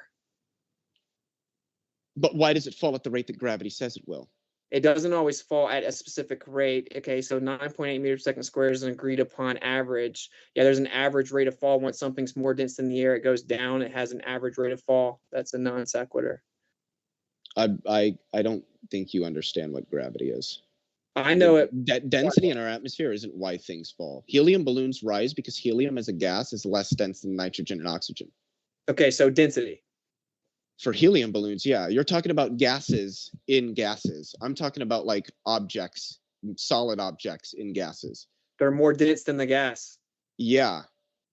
Okay, so what happens when I drop a golf ball? If I drop a golf ball in the water, then I drop a ping pong ball in the water, what happens? If you drop a golf ball or ping pong in the water, it floats, which kind of confutes your argument. No, the golf ball sinks and the ping pong ball floats. Right, the ping pong ball is less dense than the water. The golf ball is more dense. It's actually more water because the ping pong ball has air in it. Okay, and it does. If I had a golf ball and filled it with air, it'd probably float. You can fill a golf ball with air. Okay. I said So if anyway, if I were to, yeah, probably. Yeah, no, things with the, fall because of gravity, and gravity is a pseudo force. It's nothing to do with buoyancy in Earth's atmosphere. It pseudo does have force, a thing to do it's with not density. actually, meaning it's not actually a force. Pseudo Yeah, force means no, of course not. Yeah, yeah, so it's just a fairy tale. It's a force that you can you can think of like a force that acts like a force, but it's not a force. It's the effect of the bending and warping of space and time. It's not the hmm causal agent. It's not the causality anymore. It's no longer considered the intrinsic property of matter. When you say mass attracting mass, which you have not, of course, it's incredibly ignorant and makes no I've sense seen that. because the intellectual framework is patently different. So that's the point. You're making a claim about gravity. Can you please prove it? You're claiming gravity holds gas down next to a vacuum. But what we know about the behavior of gas, which there are numerous laws about this, right? It's just a known natural phenomena, right? Gas disperses in all directions, omnidirectional, instantaneously seeking equilibrium. So if it does that at the surface where gravity is the strongest, then how is it going to stop it from doing that next to a vacuum where gravity is weaker? You do realize that gases only disperse when there aren't forces keeping them together, correct? Gas is always dispersed to seek equilibrium. Not if there's forces keeping them from doing that, correct? Like what? Like gravity. When does gravity stop gases from going omnidirectional dispersal? In atmospheres on planets, in stars. Stars are plasma, which is a higher state of matter than gases. The reason they're kept together, and also the reason they're spheres, is because of gravity. Yeah, so why doesn't it stop the gas from going in all directions at the surface where it's the strongest then? I don't know what you mean. If I let out gas out of a container on the surface where gravity is the strongest, it will go in all What do you mean directions. let gas out of a container? You mean like a pressurized container where the gas is coming out because you've pressurized the inside of it?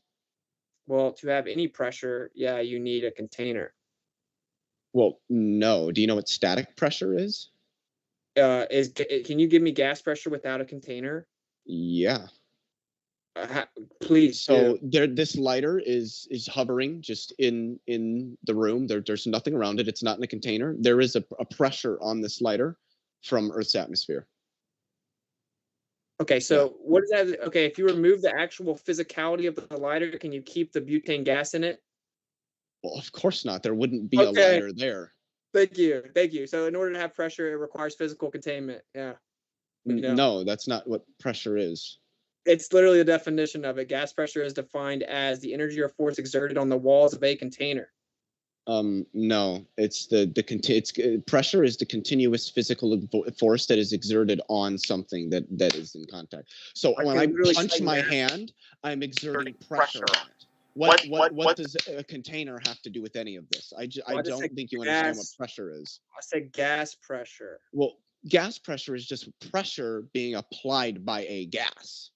Okay. So I can cite NASA saying that the definition of gas pressure on NASA's own website is the energy or force exerted on the walls of a container. That's why it's called pressure, because it presses. It's the force exerted by a gas on some object. The walls of a container. Yeah. Well, it doesn't have to be the walls of a container. If I did set this lighter up and I blow, and actually the lighter literally did slide and fall down, I exerted a gas pressure on that because my lungs were exhaling gas, which hit that lighter with a force, moving it. Right. Your lungs are containers, my man. Yeah. But containers have nothing to do with the pressure that I applied using a gas on this lighter to move it. Yeah, I did. It's the only place you had the pressure built up to excel it.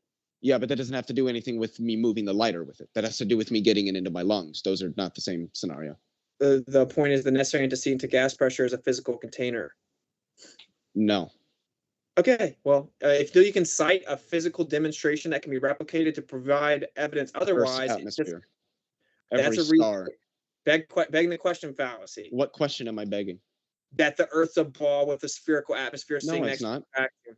The Earth could be flat. It still has an atmosphere, and there's still space. Okay, no, 100%. Austin, the Earth is flat. I'm granting the Earth is flat, but it still has an atmosphere, and that's still held to the Earth because of gravity. A atmosphere. Yeah, gases have no intrinsic shape. But anyway, so the point is you're supposed to be proving how gas can sit next to a vacuum, and your proof that we've gotten all the way down to is Earth's atmosphere proves it. That's called a begging the question fallacy. Well, that so wasn't. that's all we've got. We can move on. I mean, That wasn't my argument. I said gravity is what holds Earth's atmosphere to the surface of the Earth, despite the fact that the rest of space would be a vacuum. And I asked you, why doesn't gravity prevent gas from going in all directions at the surface where it's the strongest? I don't know what you mean when you ask that. What do you mean all gas is going in all directions at the surface? Yeah, if I let go of gas at the surface level, it will go. What do you mean let go? Are you talking about like if I just open my hand right now? No, the gas is largely just going to sit there, or it's going to move as a result of the turbulence of me opening my fingers. It's going to move in what direction? Whatever direction the turbulence is acting as, which is probably going to be in the directions that my fingers opened. It's going to be in all directions. No. Yes. My friend, if I were to go downstairs, grab one of our Tupperware containers, put the lid on it, bring it up here, and just open the lid, the gas in the bit of atmosphere gas that I put in there is only going to move because I've opened the lid, and the moving of that lid creates turbulent force, if you know what turbulent force is, that will then pull that gas out of the container. But it isn't the if you could theoretically remove the lid without any of that turbulent force, it would just sit in there, and I can set that container on the top of my desk, and there will still be gas in it. So it's not going everywhere. We can move on. So, container of helium. Okay, put it on the ground. Take the lid off of the container of helium. What happens to the helium? The helium rises. It actually disperses in all directions. Upward, yes. Also upward. Omnidirectional includes upward, yeah, yes. It's meaning it's going like this. Okay, so is upward the opposite of down? In a gravitational field, of course. Well, gravity has a singular vector of down relative to the center. I don't know what that means. A single vector of down relative to the center of mass on a sphere. Well, okay. Up is antithetical to down, where gravity is the strongest, gas goes in all directions. Please tell me how you're going to prevent it from doing. I don't know what you mean when you say that. When you say or gas goes in all directions, gravity. It just makes no sense. All right, it's getting pretty circular, man. It actually makes sense. So. Well, I don't. You're not doing a good job of explaining how. Oh, well, gas just always seeks equilibrium by dispersing omnidirectional relative to its environment. That's just how it works. It's called the second law of thermodynamics. Heat goes to cold, high pressure goes to low pressure. This is a natural law. It's not debated. Yeah, but what if the whole system was already largely at equilibrium and I opened the container? What happens then? How is the open system largely at equilibrium if it's sitting next to a 10 to the negative 17 torr vacuum? What do you mean? It's sitting next to a 10 to the negative 17 torr vacuum. So I'm talking about pressure. I'm talking about in terms of gas pressure. So if I were to have a Tupperware container in front of me and I close the lid and I open it, you're telling me that essentially everything in that container is going to go out, and I'm just going to have a vacuum left in the Tupperware container? No, that some air will reside in the container because of the relative densities of the medium around it. Of course, yeah. So I don't know what your whole point this time has been. Gas always disperses in all directions. Just because the air will basically fill back in there because it's the same density as the surrounding air doesn't mean that air trapped in isn't still moving around seeking equilibrium. Wait, is your claim that air just sits still? Is that your claim? No, my claim was that if absent the turbulent forces of the opening of the lid, then yes, it would. So what if I just what if I just take this cup that has nothing in it right now? How come there's not a vacuum in this cup right now? The cup is a container, is it not? It contains a gas right now, does it not? Why is the gas not dispersing out of it equally? Is the container closed? No, it's a container though. So the gas is leaving the container. No, it's not. So there's a vacuum inside this cup. No, I don't think there is. It's the same air. Do you actually think this is analogous to an extreme pressure differential? Well, that's what you're making it out to be. That I don't think you understand the point that I'm getting at here is that you keep saying, oh, well, the gas will disperse in all directions. No, not always. That's only if it's lower pressure than where the gas was released from. Okay, so then in the conversation we're talking about, objectively, the gas will disperse in all directions next to a vacuum, right? Assuming that there is no other forces keeping the gas wherever it's located, yes. But that force where it's the strongest doesn't keep the gas anywhere. So how is it going to do? I don't know what you mean. It keeps the gas on the surface of the Earth. Is gravity stronger at the surface or next to outside of our low Earth orbit? Low Earth orbit. Which one's stronger? At the surface. Okay, so at the strongest accessible area of gravity, if I let out gas, it goes in all directions. Gravity does not magically prevent it from going somewhere or keep it there. It goes in all directions. That's where gravity's the strongest. So why doesn't it do it next to a vacuum where gravity's weaker? How could it possibly do that? Why isn't it doing that in my cup right now?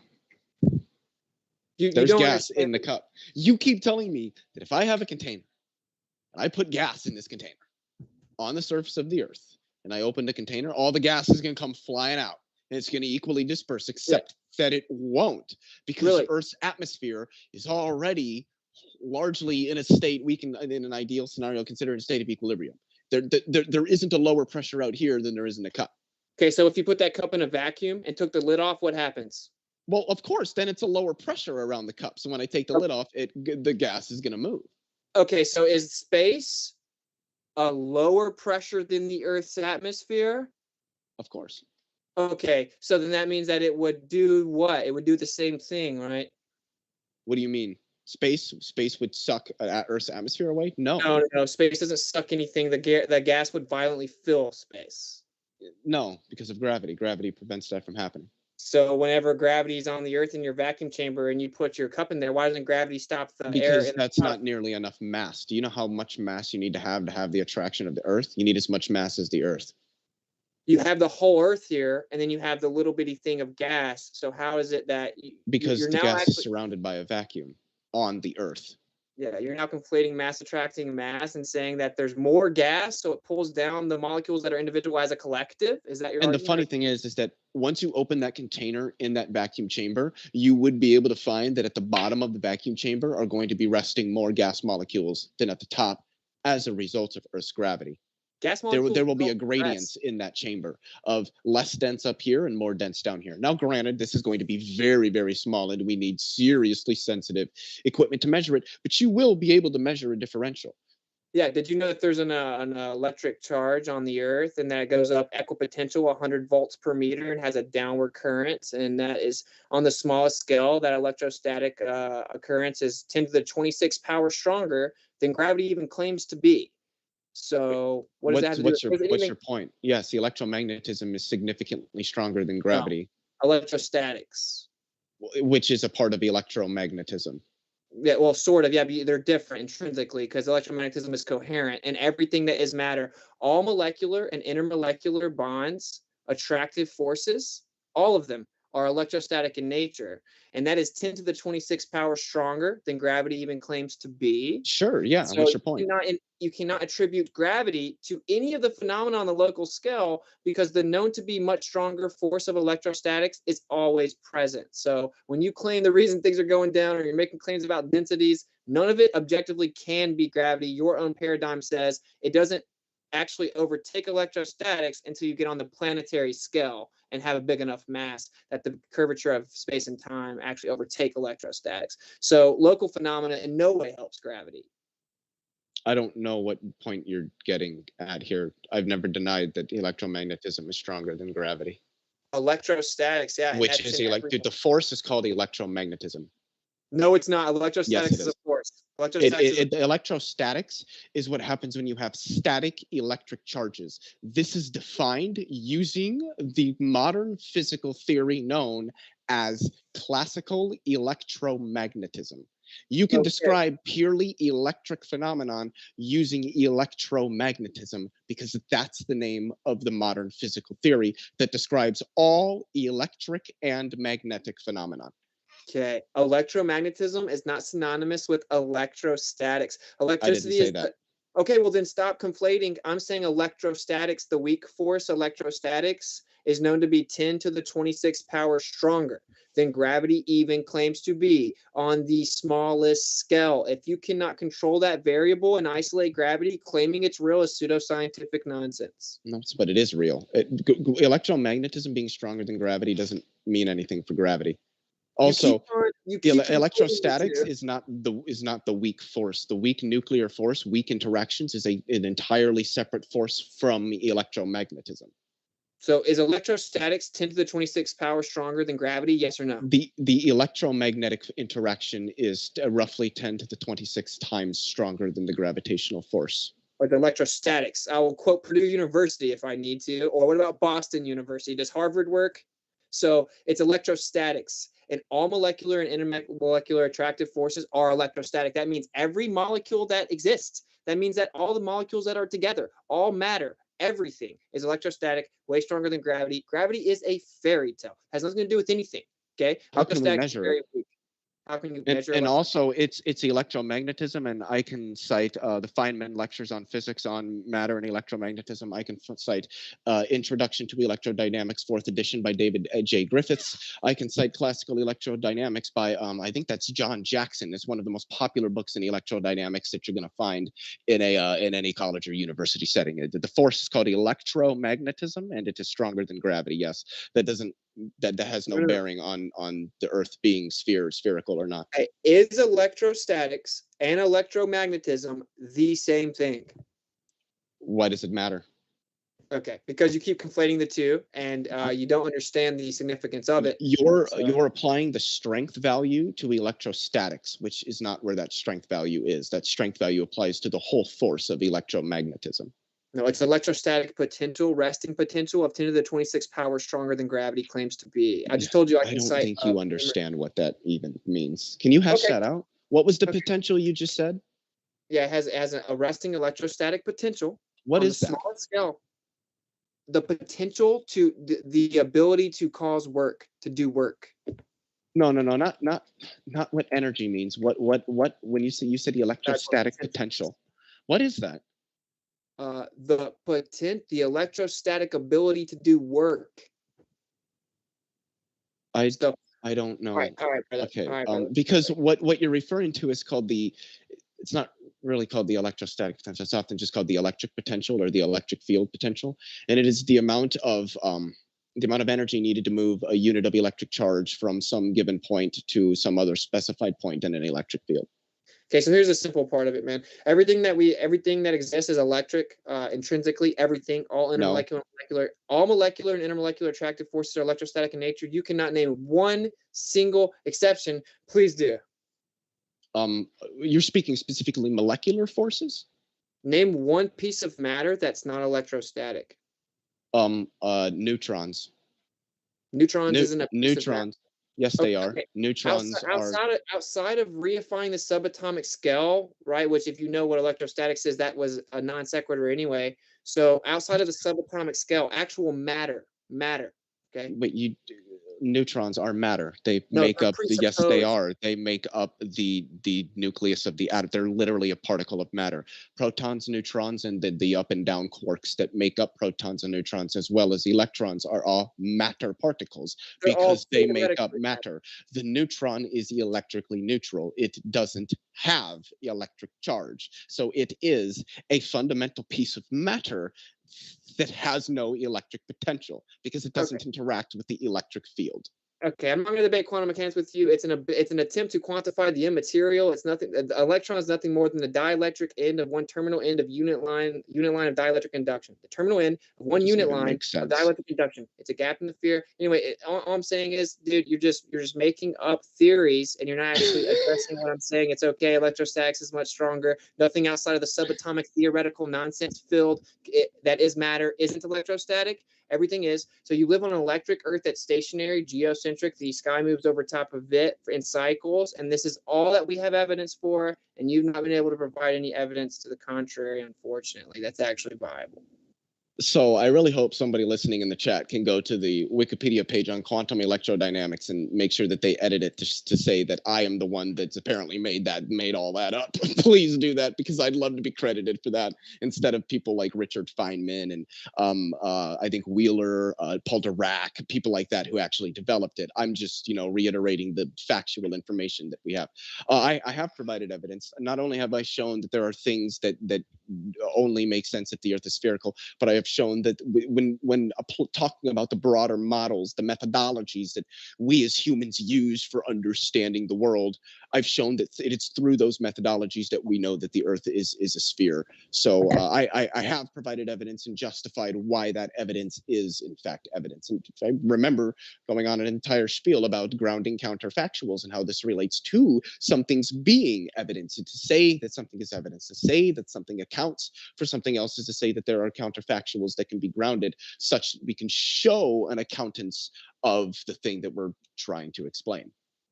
Okay, I think this has reached its end, but I'll ask you this one more time. If the radius value that is claimed is falsified, does that falsify the entire model, yes or no? No, of course not. Okay, well, you'll get there, bro. What we're going to do is jump into Q&A and want to mention a couple of things. Whoa, my mic is funky tonight, folks. Sorry about that.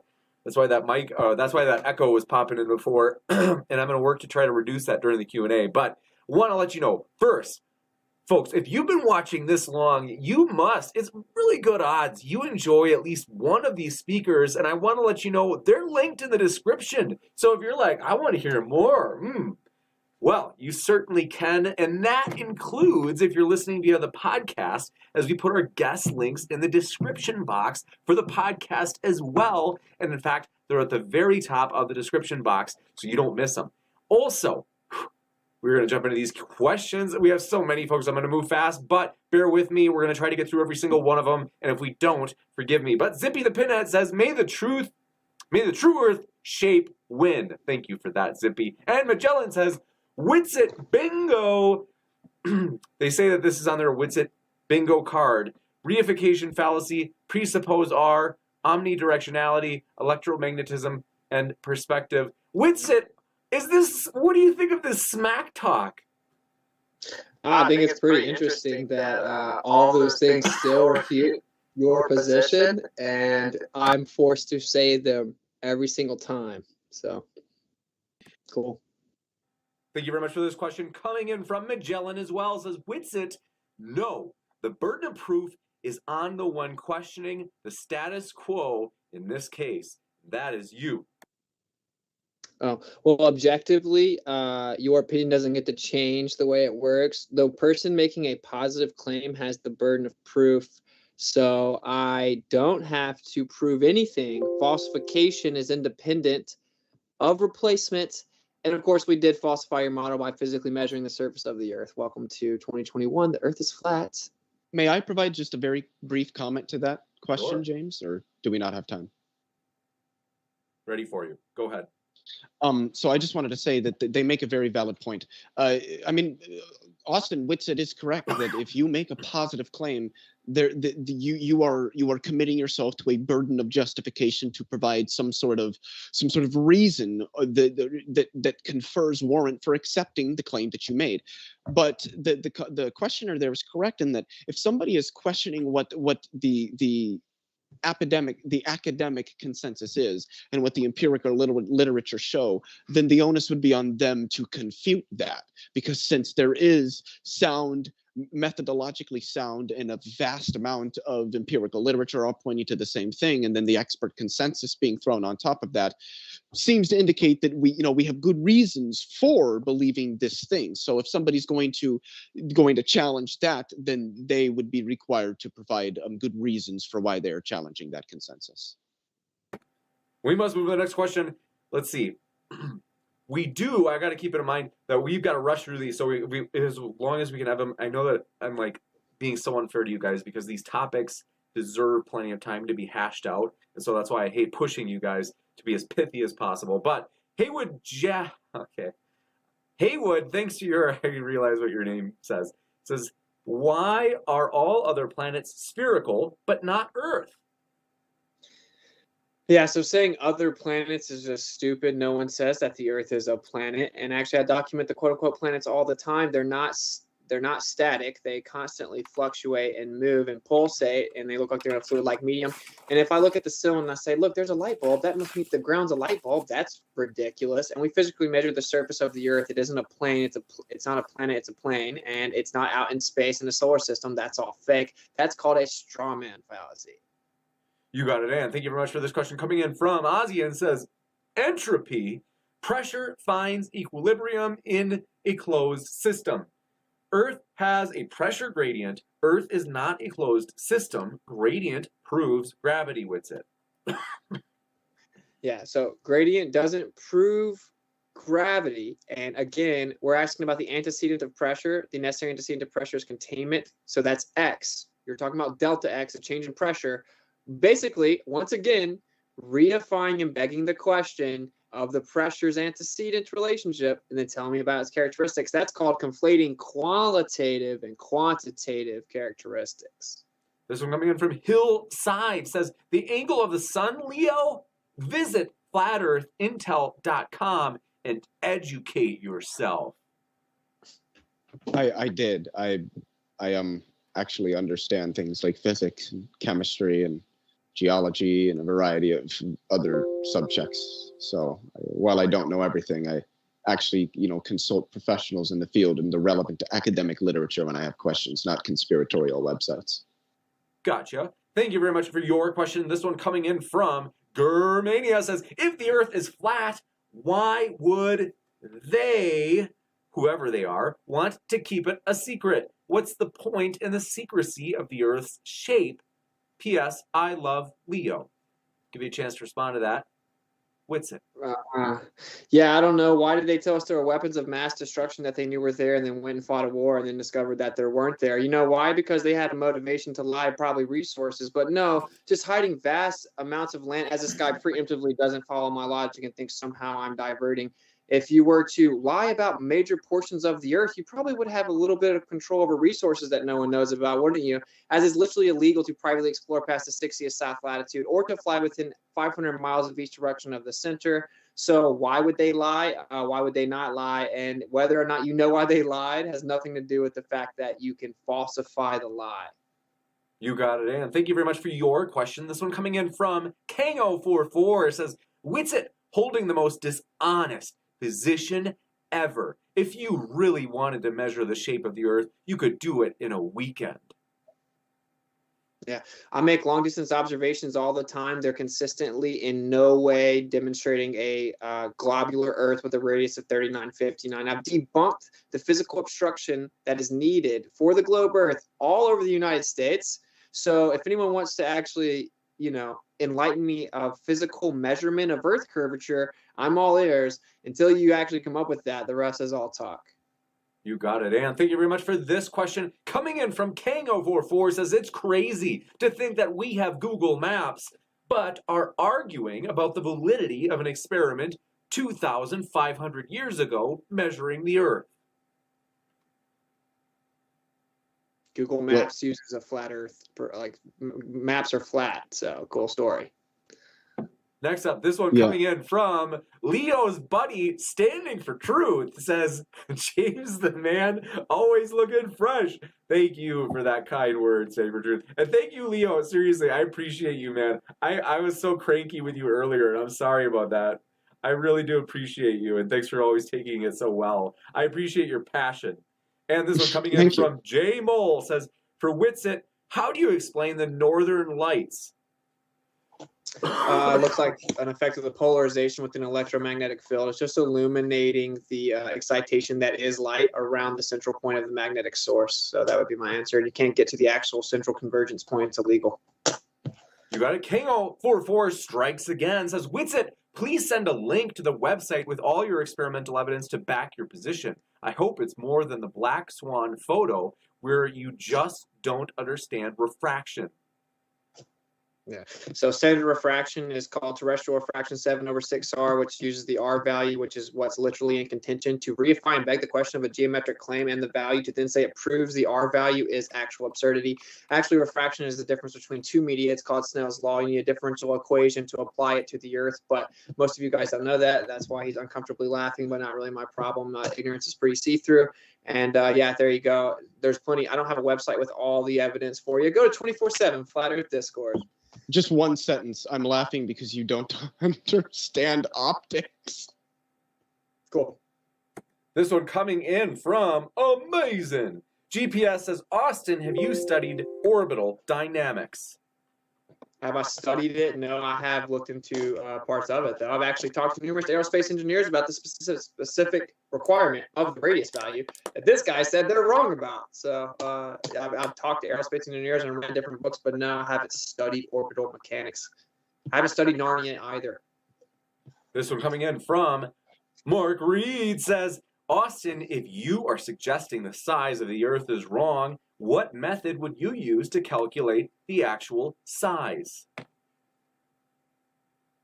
I don't make a size claim to the Earth. It's literally illegal to go past the 60th south latitude privately. So I don't make a size claim. I falsified your claim. If the Earth was a ball, it'd be really simple. You'd physically measure the Earth curvature. You could shoot a laser over water and get physically obstructed by the Earth curvature at the rate necessitated by the radius. It does not do this. There are numerous things that you could do. None of them actually work, and every time you actually test the surface, it never has that curvature rate. So there you go. Physical measurements of Earth curvature would be great, and it simply don't exist. You got it, Ann. Thank you very much for your question. This one coming in from Sphincter of Doom says, any object of sufficient mass will, due to its own gravity, take on a spheroidal shape. The minimum calculated mass for this to occur is 0.0001 Earths. That's what's up. So, yeah, a theoretical presupposition of a magical fairy tale reification fallacy called gravity that gives physical properties to conceptual abstraction will cause things to coalesce into perfect spheres, I promise. And if I can ever see something be a sphere on the small scale, that must mean that the Earth's radius that's been falsified is actually true, and I'm in a vacuum that defies the second law. Can I ask Austin just one really quick question? Just simple yes or no. Yeah. Austin, do you know what a diffeomorphism is? No. Okay. Okay. That must make the Earth a ball. I'm working No, on just the echo, gauging your folks. understanding. People have told me the echo is still there. Don't worry. I've got my sweet earbuds. I'm going to open these up. But Grimlock says, stay in school, kids. Math skills are important. Although that could be an insult toward either of you. Maybe even both of you. That's I don't true. know who they were actually intending it toward. But I don't think it's towards me. I actually understand math. I'm Except for so good at math. Except for the radius value. You don't seem to understand the radius value very well. If you understood math that much, you would know your entire mathematical construct and framework of the heliocentric model depends upon the accuracy of the R value and is intrinsically falsified upon the falsification of that number. So, yeah, I agree. But math is pretty simple. Geometry is like, what, 6th grade? So maybe the closest. Yeah, you say that. You didn't know what a diffeomorphism is, so I guess we'll leave it to the audience who has a better understanding of math. I tried to open my earbuds. Oh, man. I accidentally chopped my earbuds while opening the packaging with the scissors, and now it's frayed. Don't worry. They were on clearance for $1. I've got another one. Kango44 says, Witsit, please share a link with all the photos of the Black Swan oil rigs. You did take multiple photos over many days, didn't you? You understand you would need multiple photos of the same location to make a measurement. Well, it's just about the horizon is an apparent location, and the flat Earth knows that the horizon is on a real place. On the globe Earth, it's a real physical, tangible place that obstructs your view at a certain geometric rate. So just seeing the horizon one time beyond that geometric limitation falsifies it. And not only did we see it beyond it, we saw it 10 times further, requiring the radius to be over 250,000 miles. And this guy didn't answer. There are no sufficient rebuttals. No one ever answers. So, it is what it is. I mean, whatever. And this one coming in from Kent Woods says, it is the mark, and this is they're quoting Aristotle, it is the mark of an educated mind to be able to entertain a thought without accepting it. Not sure who that's meant for. Next up, Ray the Way says, could you both agree that we could live on a convex lens, a flat Earth model, but the surface curves? Just an idea, by the way. No, it'd have to be a full sphere because of the things that we observe about our existence on that sphere. Yeah, there's no concavity or convexity to the surface of the Earth, so either way, it doesn't work. And can I just make one really quick statement to the last quote that we heard from the Aristotle? I don't really know who that quote's attributed to. I just wanted to say, a witty saying proves nothing. And that is, I believe, from Voltaire. This one coming in from King Conquest. It says, Whitsitt, why do you think we should see a geometric horizon through miles of atmosphere? Who told you that? Why doesn't refraction work in your misunderstanding of the globe? I don't know. I was just taught that from like 5th grade up, that boats disappear over the curvature of the Earth, and the reason that I can't see cities in the distance is because of the curvature of the Earth, and the reason that the sun sets is because of the curvature of the Earth, and the reason we only see parts of the sky is because of the curvature of the Earth. So why do I think that? Because that's literally what your model claims, and a physical geometric sphere edge or tangent point would physically obstruct your view and physically be there. It doesn't just disappear because there's air there. So that's probably why I think it is, because it's intrinsic geometrically within your own claim. You got it. This one coming in from Kango44 says, Whitsitt, the sun does not change angular size to an observer during the day. So during a sunset, is the sun going behind the edge of the Earth? Actually, at times, the angular size does change, and no, it doesn't go behind the edge of the Earth. When something moves in the distance, it reaches the vanishing point due to angular resolution limit, and you can't see it anymore. This is exactly what we observe. So unless you want to look at the end of a long railroad or street with street lights and say, look, those street lights are going behind the curvature of the Earth, then you understand it's simply perspective, angular resolution, and then atmospheric conditions play into that. So there you go. You got it. And thank you very much for your question. John Kramer says, thank you, Modern Day Debate, for having these First Amendment open free speech debates. Good stuff. Thank you for your kind words, and I pass all the credit to the speakers, as they are the lifeblood of the channel. We really do appreciate them. They're linked in the description. Folks, if you've been listening this long, there's no doubt you must like at least one of these guys to where you're like, oh, yeah, okay, I want to hear more. And this one coming in from King Conquest Strikes Again says, Leo, Whitsitt is playing a character. They all are. They are unsuccessful. Oh, this is like, why do you have to make it personal? And then they say, they don't believe this, but they don't understand the globe fully. So I think we'll give you a chance. I mean, they address Leo, but I mean, I got to give Austin a chance to respond to this. They're saying, Austin, because you didn't maybe reach your dream that we all have of becoming a Hollywood celebrity or whatever it is. They're saying, Austin, are you now making up a flat Earth to become, quasi famous, or I don't know. What do you both think about it? Openly stating that I think the Earth is flat has been nothing but detrimental, right? Because people are weak-minded and they conform to groupthink. People that are ignorant of the radius or anything about it will say, I'm stupid for knowing all about it and reading the theory of relativity 2 times.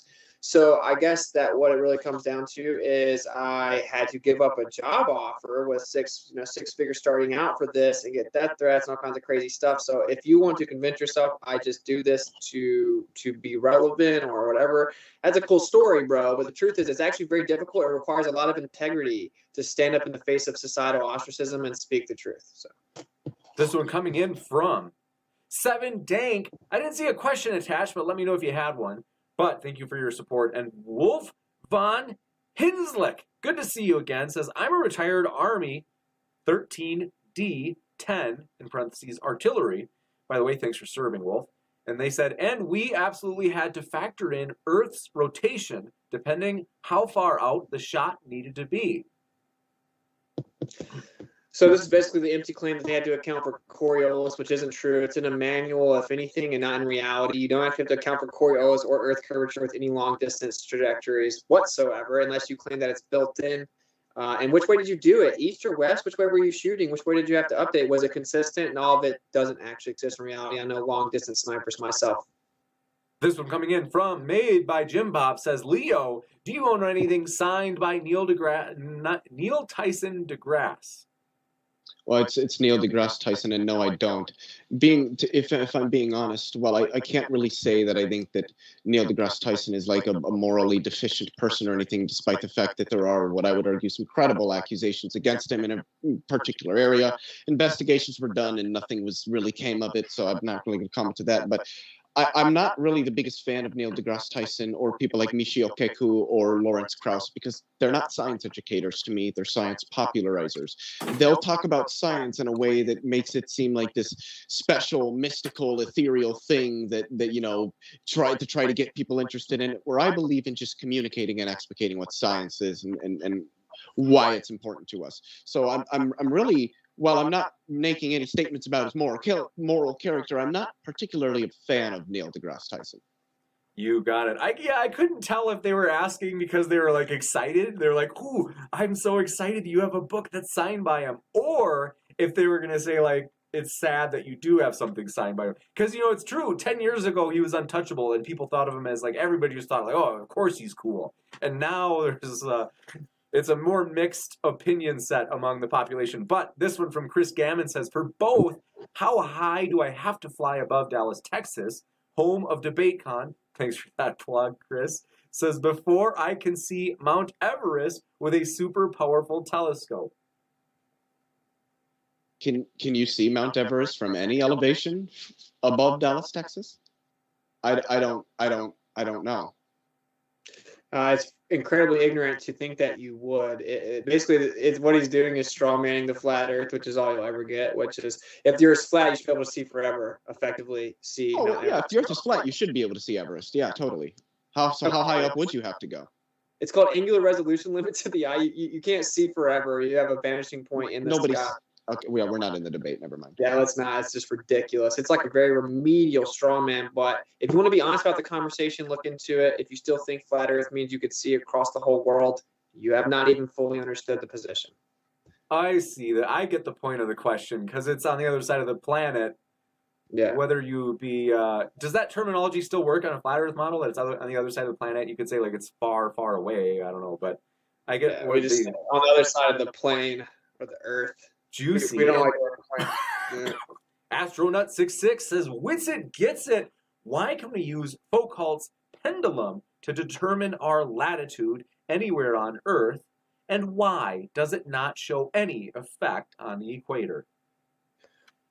Well, actually, there is a pretty consistent drift over top of the Earth. But in 1851, with your little pendulum that you keep bringing up, from literally 1851 is the best evidence of axial rotation, I guess we have. But it doesn't prove anything. It has to be started itself. It doesn't have an independent frame of reference. And something called the Elias effect happens during eclipses, where, in fact, it goes the opposite direction. It in no way is measuring axial rotation. Elias effect disproves it, as does the lack of independent frame of reference, and that you have to start it yourself and have some type of mechanism to keep it going.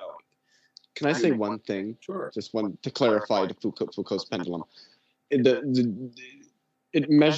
picks up the angular momentum of the orbit of the Earth, and it traces out a figure 8 as it goes back and forth instead of just a straight line. Obviously, I'm exaggerating a little bit. That is due to conservation of angular momentum. So why'd you go the opposite way during the eclipse, though? During the eclipse, I would have to see data on that. Okay. Juicy. This one coming in from, do appreciate it, Hillside says, not knowing how the radius was calculated just begs the question of how Leo got into this debate. Leo, are you going to take that? I didn't. I guess I didn't realize that was like a dig at me. I have this debate because I think it's important for people to realize that there are certainly valid methodologies we can utilize to understand the world that we exist within, and when we apply them, we find that we are living on a planet that is about 25,000 miles in circumference and is rotating at about 3 degrees per hour, and that orbits a star. You got it in. This one coming in from Astronaut66 says, oh, we got that one. And Mark Reed says, Witsit, you never answered the question. Where did the rocket go when it was launched? It didn't come down. Where did it go? Yeah, you didn't answer that question. Well, What rocket didn't come down? You're talking about the Jake Webb telescope specifically? Yeah, the Welloscope space telescope. Oh man, I was too busy not being a loser, not watching that. So I guess I'll have to go check it out before I give any comments on it. I'm sure it was shot over the water with a parabolic trajectory, though. Yeah, but don't things when they're launched have parabolic trajectories? Yeah, isn't that an aspect? Well, no, that's just a result of the drop in the density of Earth's atmosphere, the rotation of the Earth as you pull away from it and you leave its gravitational field. There's a lot of things that result in that. Also, what is the thing that flashes and looks like a really, really giant satellite that I can see through a telescope going by that they tell me is the International Space Station? And why can I see it at the exact place they're going to tell me that it's going to be at that exact time when I go to look for it there? Yeah, the ISS moves in a cycle, the ISS, and it's definitely not 252 miles in the air going 17,500 miles an hour, 5 miles a second with glitches all over their cameras. So cool story, bro. So then what is it? Oh, light in the sky. But it's not. I've seen it. It looks like a satellite. It looks like it's got this big thing. Did you watch a lunar transit? What does a lunar transit have to do? The only time you can even supposedly see it is a lunar transit. No, you can see it through a telescope. You can actually see it fairly decently through a good pair of binos on a clear day. I looked at it through a telescope. You just see the light. You don't see the actual structure unless it's a lunar transit. Though. I saw it. Anyway, we gotta go on. I had the wrong mic on this whole time. That was where the echo was coming from. So embarrassing. This one from 7 Dank. Attached their question this time, says, Happy New Fear, in quotes. All the best, James, in 2022. Thanks for your support. I don't get it. Is this a new hip phrase among the young people? You guys?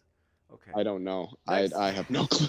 This one coming in from Spectre of Doom, says, Odd that Whitsitt is able to exert pressure on his vocal cords to create statements that gas pressure requires a container. Yeah, lungs are containers. Wait, so how come when you inhale, the air doesn't rush out of them equally in all directions? How come you can hold your breath? You close your lungs. Is it because there's other forces holding the gas where it is? It closes your lungs. Yeah, there are other forces that are holding that gas where it is. It physically closes the containment. Well, actually, no, that's not really what happens. There's physical. There's forces acting that hold it. Yep. Okay. Okay, we'll move on. This one coming in from Kango44 says, Whitsitt, I'm about to slap the taste out of your mouth. They said maybe even learn about thermodynamics before trying to debate it. Yeah. Okay. Cool story. As thermodynamics, the second law of thermodynamics applies to this fairy tale that you think is real, right? It would fill the available space seeking equilibrium, entropy would increase. And so this is an impossibility according to natural law, and your model claims opposite to that. Can I ask you a question? Just a quick question about thermodynamics. What's up, man? Do you know what the Alden rate is? Nope. No, okay. Okay. Do you know how you could have a vacuum next to gas pressure? Yeah, I do. Just you call out your big G word. Yeah, gravity. Gravity. That thing that we can measure. This one coming in from, do appreciate your question. Long Nights YouTubing says, land was surveyed using telescopic transits. Then laser transits were used, and now we have GPS. All confirms a spherical Earth. How are they all wrong, Whitsitt? GPS actually comes after what predated it, called the Lorentz system, which is a Cartesian coordinate system. All it did was act at a z-axis. The only way you have any of the locations mapped out is, of course, planar survey. Then you put that out onto a mapped out surface, and you presuppose that it's a sphere and think somehow that proves there's a sphere, when literally the use case of GPS predates anything to do with a z-axis or a sphere. So it's just a very ignorant question, I would say. This one coming in from, do appreciate your question. Mr. Monster says, what is the moon made of, in your opinion, if it's not a steroid rotating around Earth, another spheroid? I think they meant spheroid instead of steroid in the first case. So what is it? What is the moon made of, in your opinion, if it's not a spheroid rotating around Earth? which is another spheroid. Yeah, of course. And back to the first part here, which is that falsification is independent of replacement. But the moon just an apparent location pretty clearly. We have lunar waves. We have numerous things. Now, I don't believe that the moon's actually a sphere, that if it was spinning 1 mile per hour faster or slower, we'd see the other side, but conveniently it doesn't, and conveniently it just happens to be 400 times closer than the sun. So optically, based on pure random cosmic happenstance, they look like they're the same size because the diameter of the moon's also 400 times smaller than that of the sun's. That's a whole bunch of fairy tales. I see a night light, a daylight, they're like the same size, they move over top of the earth, and that's all that I have to say. Falsification's independent of replacement. So what process emits the electromagnetic radiation from the moon? What process emits it? Yes. Well, there's an electromagnetic field encompassing all of it. So then but what's producing that field? The power source is clearly in the center. Yeah, but what is it? Some type of magnetic source that it's illegal to go to. Yeah, well, what is that source? It's illegal to go there. How would I know? What do you mean? What do you mean it's illegal to go? You're going to tell me you're going to go to the center of the moon? You can't go to the North Pole. No, I'm saying no. What's the source of the magnetism on the Earth? The center of the Earth. There's electromagnetic. No, I'm talking about what's the source of the light the moon emits. Like, because with the sun, it's it's a nuclear fusion. No, the moon is nothing more than a light. So then, what's producing the light? The polarization based on the electromagnetic field. What's causing the polarization? You're asking me to literally theorize something that you know nothing about. No, I don't. I think it's you who doesn't know anything about electromagnetism. No. I'm done. Okay, good, cool story, man. So yeah, there's electromagnetic field on the Earth, and that the moon's the apparent location. I don't have to make claims of solidity, sphericity, or any other nonsense that can be falsified with stuff like the Selenian eclipse. I just stick where in this world I can be honest and not have to believe in fairy tales. It's pretty easy. This one coming in from Sphincter of Doom. It says, forces aren't limited to gravity. The forces of quote-unquote other gases will also influence the dispersion of a gas. Denser gases concentrate at the surface. Okay, so like I said, we have an equipotential electric field in the Earth that goes up 100 volts per meter equipotential with a downward current. And that electrostatics that's on the Earth in the resonance field is known to be 10 to the 26th power stronger than gravity even claims to be on the smallest scale. So you cannot isolate gravity if something 10 to the 26th power stronger is there. Now, can you? So you have no evidence on the local scale of gravity. Your own model admits this. Einstein's theory of relativity admits this, but you can just jump on YouTube, say I'm stupid, and somehow it makes sense. You got it. And thank you very much for your question. Decepticons Forever says Whitsitt sadly doesn't get it. Okay, next up. Oh, man. These people. You're public enemy number one out there, Whitsitt. Does that make you feel proud? You know, it's like, Steven, thanks for your super sticker. Appreciate your support, as well as Question the Answer says, literally just saw Leo Google what electrostatics were, then read it like he was teaching it. Laughing my butt off. Great. And they said, Earth is flat. Yeah, I don't know what that has to do with anything. I Googled electrostatics and then read what it was to show that my opponent was not correct on what they were saying it is. And you're going to attack me for that? That's just funny. What point are you making? I looked something up to show that somebody had it wrong. What?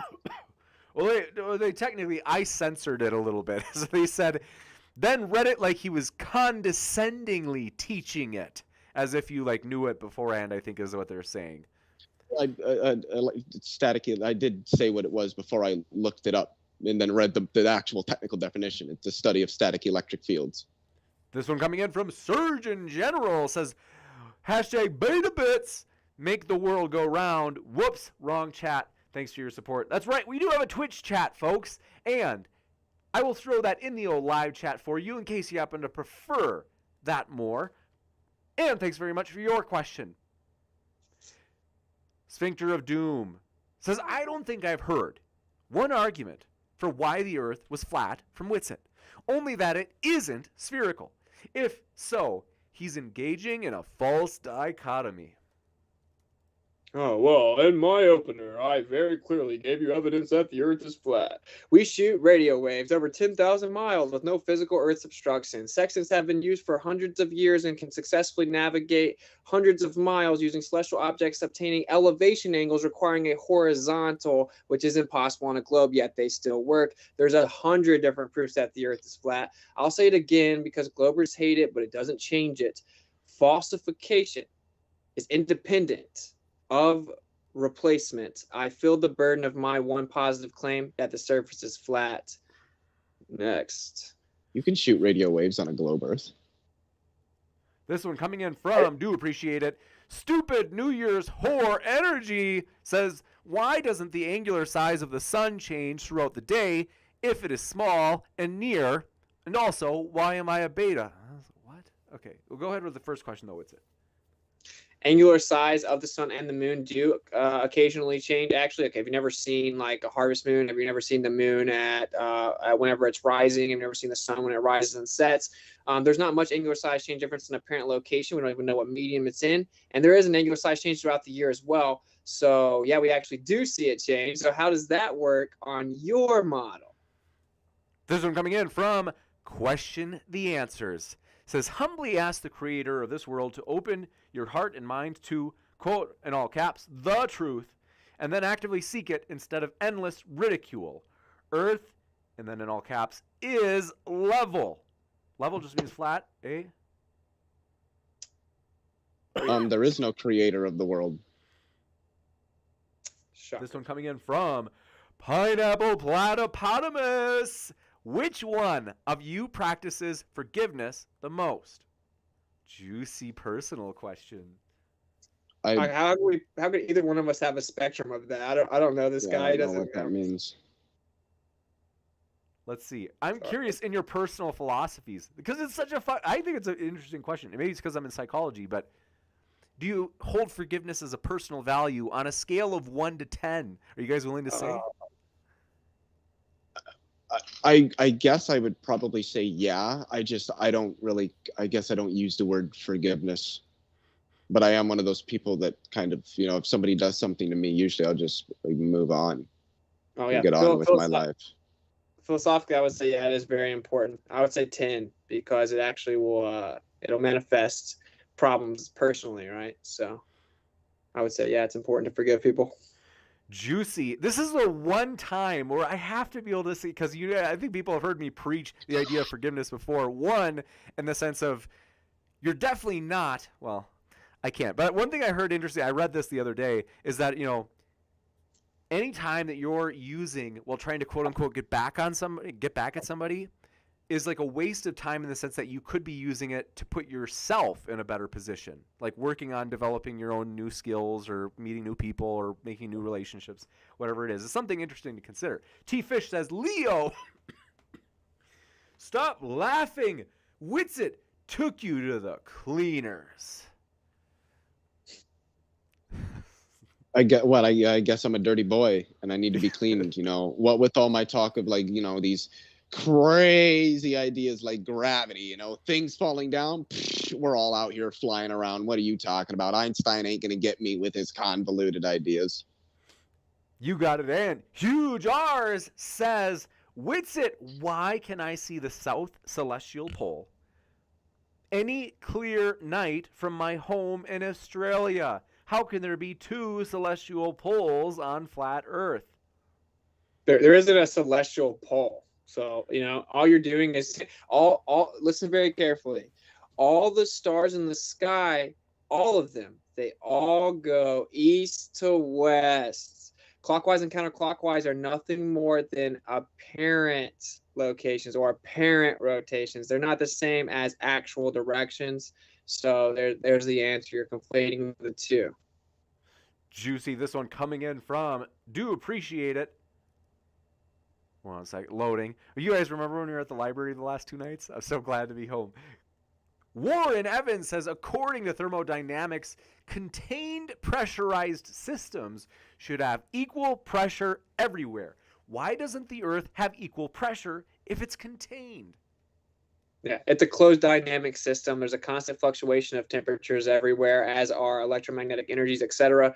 We have wind currents. We have gas constantly being produced at the surface level. We have a higher density. Again, we have electric voltage that goes up 100 volts per meter up in our atmosphere. We have atmospheric electricity, and that would tie right in with the gradient, which has nothing to do with the question of how's the pressure here in the first place again, though. This one coming in? Yeah, Go ahead. I was just going to say that all explains it perfectly. All of those reasons are why it's not in equilibrium, because the Earth isn't a closed system. Because anybody who's like ever opened up an actual textbook on thermodynamics knows that if you are feeding energy into a system from outside of it, the system is open to that energy, and it's not its entropy will not be increasing. So, yeah. Okay. This one coming in from, do appreciate it. Question the answer says some fog hinders sight from 20 feet. Of course, it can't be seen from that far away. There is a lot of precipitation in between that alone would hinder the view. I think they're maybe referring to, like, could be anything. Maybe, like, for example, Mount Everest. I think they're trying to say that there's just too much in the air. Yeah. So, maybe you... Yeah. Yeah, that would be that? My guess is you agree, Austin.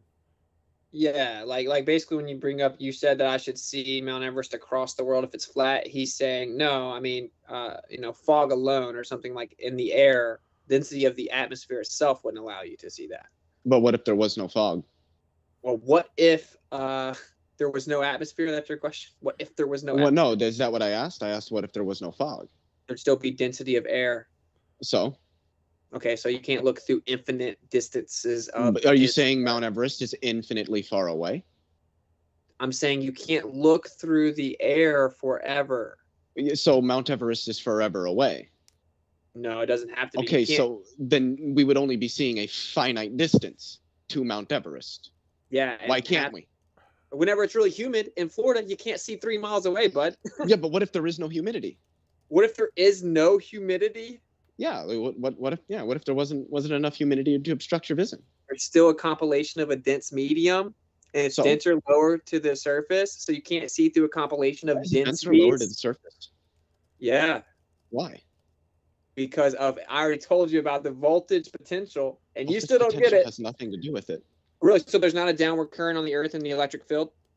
I have no idea what that even is supposed to mean. Okay, so again, you're ignorant, so we'll move on. Well, it's not that I'm ignorant, it's that the terms you're using are just not terms that anybody that actually understands these things would recognize. Given that I've actually watched lectures taught by, people like Alan Guth in electromagnetism through MIT OpenCourseWare, the terms you're using are not terms I've heard examining academic literature. So that's what I just keep saying. I don't know what you mean, because the way you're using these terms. I just quoted Richard Feynman.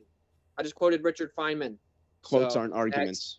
No, you just said that no one says that. Richard Feynman, the guy you brought up earlier as your hero, I just explained to you what he explained. If you look up Richard Feynman's lecture on the equipotential electric field on the Earth, 100 volts per meter, how there's a downward current on the Earth. So, okay. You got it. This one coming in from, do appreciate your question. Oh, let me just be sure I'm in order. Oh, Cincture of Doom says flat earthers are hard to find. It's like they fell off the face of the earth. Yeah. No one thinks you can fall off. Can you fall off of a lake? No, you reach a shore. That's called a straw man.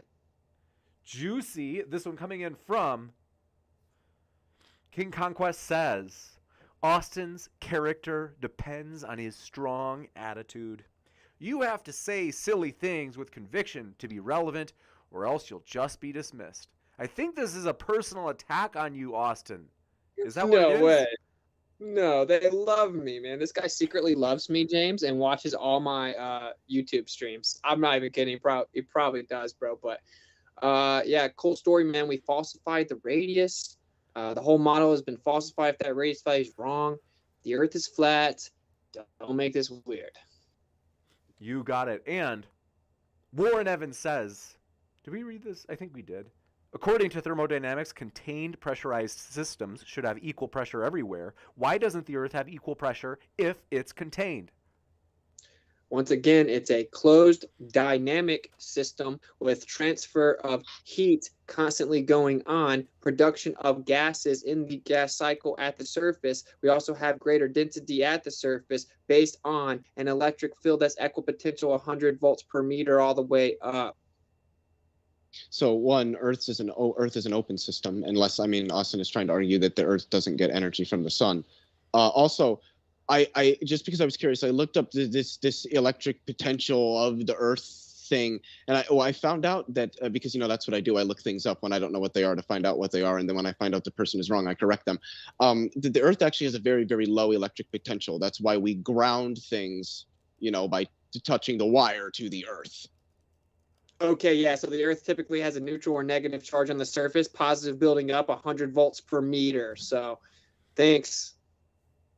This one coming in from, do appreciate your question, Mike Vincent.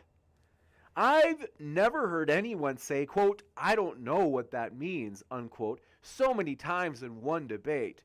Maybe after Leo gets done playing Fortnite later, he can go learn more about gas pressure. So I don't play Fortnite. I PK on RuneScape. That's what I do in my spare time if we're talking about video games. So if you think you're tough, let's meet in the Wildy, buddy. Let's go. Anyway, if you get it, you get it. Anyway, I've said I don't know what that means so much because I have never in my life so much heard a drastic butchering of the terminology that scientists would use. Look, if somebody says a thing and I have no clue what they just said, I'm going to say, yeah, I don't know what that means. That's not a testament to how little I know. It's a testament to how little I can understand of whatever the person I'm saying it to is saying. If I don't understand what you're saying, I'm not going to know what you mean. You got it, Ann. Thank you very much for your question. This one coming in from Nuclear Creations. Appreciate it. I didn't see a question attached. Let me know if you had one. But it is about 9:30. What we have to do is I've got to tell you, one, folks, our guests are linked in the description. If you've been listening, and that includes via podcast, we put our guest links in the description box at the very top every time because we really do appreciate our guests. Seriously, they're the lifeblood of the channel, and so you can find their links. As well as Mango T, thanks for your questions. Says Flat Earth is true. Witsit is correct. Globers want to continue to brainwash others. Leo, do you agree? I mean, I guess we're also brainwashing them by teaching them that to calculate the area of a circle is pi r squared. That's propaganda too. You got it. And thank you very much for your question, Mr. Monster. Does the flat earth go on forever or does it end somewhere at a wall, Austin? That's a great question. I mean, some claim that it could be infinite. I don't know. I just know that it's illegal to privately explore past the 60th south latitude. I mean, obviously this isn't scientific at all, but the scriptures say that it'll never be measured. But either way, I mean, it's literally illegal to go there. So you can't privately go there. So I don't know, man. I wish that maybe more people would wake up and stop letting everyone think for themselves. So maybe we figure questions like that out. Juicy. Yeah, I agree. Governments don't have the right to limit this planet. With that is round. We have got to wrap up. It's already been 2.5 hours, and so I want to say thank you to the debaters for staying this long with us. We do appreciate you guys. As mentioned, they're linked below, folks. You'd be crazy not to check out those links if you want to hear more. If you're like, yeah, sure. Go ahead and click them right now. I'm going to be back in just a moment with a post-credit scene. Just like at the end of the Marvel movies, I'm going to tell you about some of the upcoming juicy debates that we have going on, including, folks, if you didn't know this, Modern Day Debates, first ever in-person conference, 2 days, January 15th and 16th in Dallas, Texas. That, as for example, is picturing one of the debates that's going to happen during that conference at the bottom right of your screen. You can see it. And I will give you updates about those debates as we have put up new debates. There's going to be about 14 debates that weekend. So I'm probably going to hibernate the rest of the winter after that conference is done. But I want to let you know we appreciate our guests. So Leo and Witsit are both linked in the description, and I'll be right back with that post-credit scene. Stick around.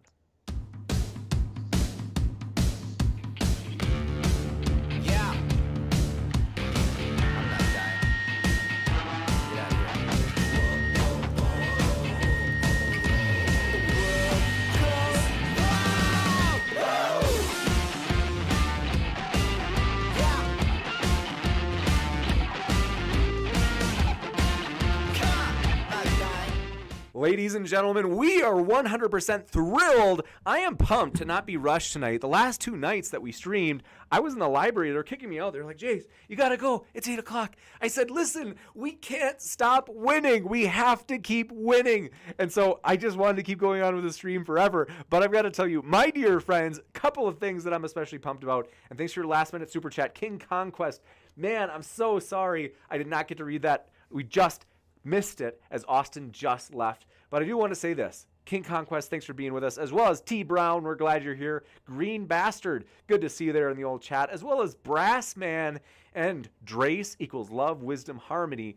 Thanks for your kind words. I've got to tell you folks, we have got big stuff going on. Right now, Modern Day Debate is on the cusp of a major breakthrough, a major leap in terms of our growth, and that's something that I've got to say thank you to you for. You guys have helped us get this far. We're pressing up against 60,000 subscribers, which is insane, my friends. We're absolutely thrilled about that and want to say thank you for making that happen. You guys, honestly, I enjoy this so much. You guys make this fun. I want to say you really do, just by being here, asking questions in the live chat, as that helps us put on a good Q&A. Just hanging out with us seriously makes it fun, and you really do help the channel just by being here. So we do appreciate you, no matter what walk of life you are from. Christian, atheist, Biden backer, Trump supporter, Bernie bro, flat earth, globe earth, you name it. We really are thankful for you. So seriously, I appreciate you. It's always fun with you. And I've got to tell you what else. My dear friends, we have got some based stuff coming up. For example, I had already mentioned, this conference is going to be huge. It's January 15th and 16th, and tickets are on sale. This is the last night for the early bird pricing. I have continually said, like, let's just give it a little longer, because I really do want everybody to get a shot at the early bird pricing. So, for real, folks, do click onto this link that I'm about to throw into the old live chat right now, as you do not want to miss this conference. It is going to be monstrous. And if you're like, I can't commit to 2 days, is there a one-day ticket? There is actually. Yeah, you can actually get a one-day ticket, because we have religion debates on Saturday the 15th of January, and then Sunday the 16th, that's actually going to be political debates. And it's going to be at the Ibn Trademark Hotel near Dallas Love Field, the airport. You guys, I've got to tell you several things. One, for example, I've got to also say thank you so much to the person who contributed to the crowd fund, as we not only have in-person tickets, but if you want to watch all the debates live, you can from home if you throw into the crowd fund. Now, some of the debates will be live no matter what. In other words, even if you don't throw into the crowd fund, but some of the debates are going to be set up such that you'd either have to, 1, throw into the crowd fund, or 2, be a part of the Patreon for Modern Day Debate, or 3, be a channel member. So that's really big, folks, is I got to tell you, either of those will work. And I want to encourage you, throw into the old crowd fund, because believe me, it is going to be gigantic. You don't want to miss any of these debates. And once they're live, we're going to take them down so they won't be up immediately after. We're going to try to edit some of them, and then some of them we're just going to kind of like cut out the music and things like that and re-upload them later. And so you don't want to wait. Be able to watch every single debate that weekend. And I've got to tell you this too. We're absolutely pumped. If you look at the thermometer on the far right of your screen, we have hit the 1,000 mark. And you might be like, James, but out of 5,000, that looks scary. There's only 14 days left. Believe me, the last 2 weeks, and especially the last week, and especially the last few days, are when most of the donations come in. So we're actually on track. We're doing well with this crowd fund. And like I said, throwing into the crowd fund, which I will link in the description as well, will get you all of the debates to watch live. And I've got to tell you, there are also other perks in there. So let me give you a review, because you might be like, I don't know about, like, what is this crowdfund stuff? That's weird, James. Well, let me tell you about it. Don't worry.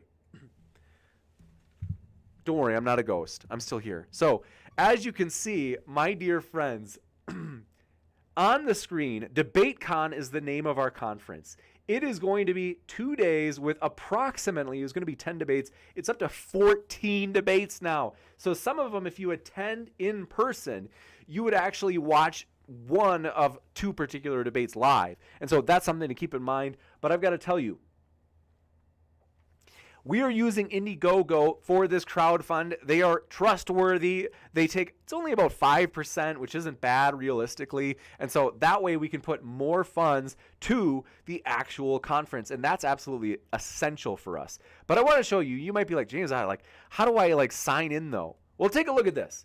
You can actually, without even creating an Indiegogo account, sign in with Facebook. It's so easy, piece of cake. And that way, you can throw into the crowdfund, and it might be you want one of the perks. You can throw into the crowdfund, whether it be to watch it live or for one of the perks. For example, even though we'll have an in-person audience, if a person throws in $50 into the crowdfund, they'll actually be able to ask a question in live time to the debaters, where I'll basically either through text messaging or through Gmail, I will get their questions during the debate, and then we'll actually read them during the Q&A. So that's one perk example. And I've got to tell you, we're absolutely determined and we are absolutely encouraged. We are going to make our goal. It is going to be gigantic. And I've got to tell you, you might be like, tell me more about this, James. How does it work? Well, this is, as an example, what you would see in the Indiegogo website. So let's say you logged in through Facebook, and then you'd see these perk options where you can click on whatever it is you want. And so, for example, you can watch all the debates live, as some of them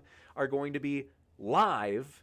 But like I said, you have to be either a patron for Patreon or a member or throw into the crowdfund. The other stuff, let me show you this, because you're like, tell me more.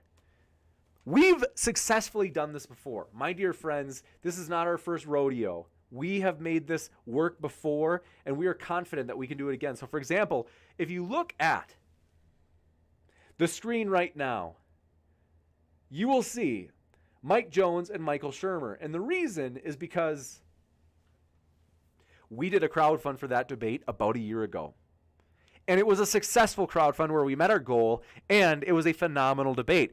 And I've got to tell you, you might be like, James, are you sure you know what you're doing? I mean, that's only one. Good for you. No. We've done it twice. So if you remember this one in this summer, we did a crowdfund that was successful. And we met our goal for that one. So believe me, we absolutely believe it's going to work. And you might be wondering, you're like, James, I don't know. What's with the crowdfund stuff? I mean, James, are you trying to raise enough money to go on vacation? No. 100% of the funds that come in through the crowdfund, as well as through the ticket sales, are being reinvested back into DebateCon Part 2, as we plan on having a conference in May. Now, Toby, thanks for your super chat, says, James, considering your background, what's your true personal opinion about Flat Earth? Don't hide behind your overly neutral PC moderator persona. Be honest, please. That's funny. I don't know if it was ever about being PC. I really am not super PC, actually. But Grimlock says, oh, by the way, yeah, I mean, I think you guys already knew that. I'm actually a Glober. So I welcome Flat Earthers, and I welcome people who are globe earthers in the same way that, I can't agree with everybody. You guys know where I stand on a lot of these things. But Grimlock says James is secretly a cube earther. I mean, yeah, that might be true too. But I want to say, in terms of our budget, you might be wondering, like, James, I don't know, why is there even a crowdfund? Why not just have all of the debates streamed live for the public?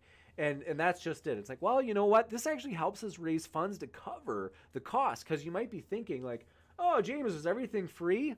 Not quite. And here's why.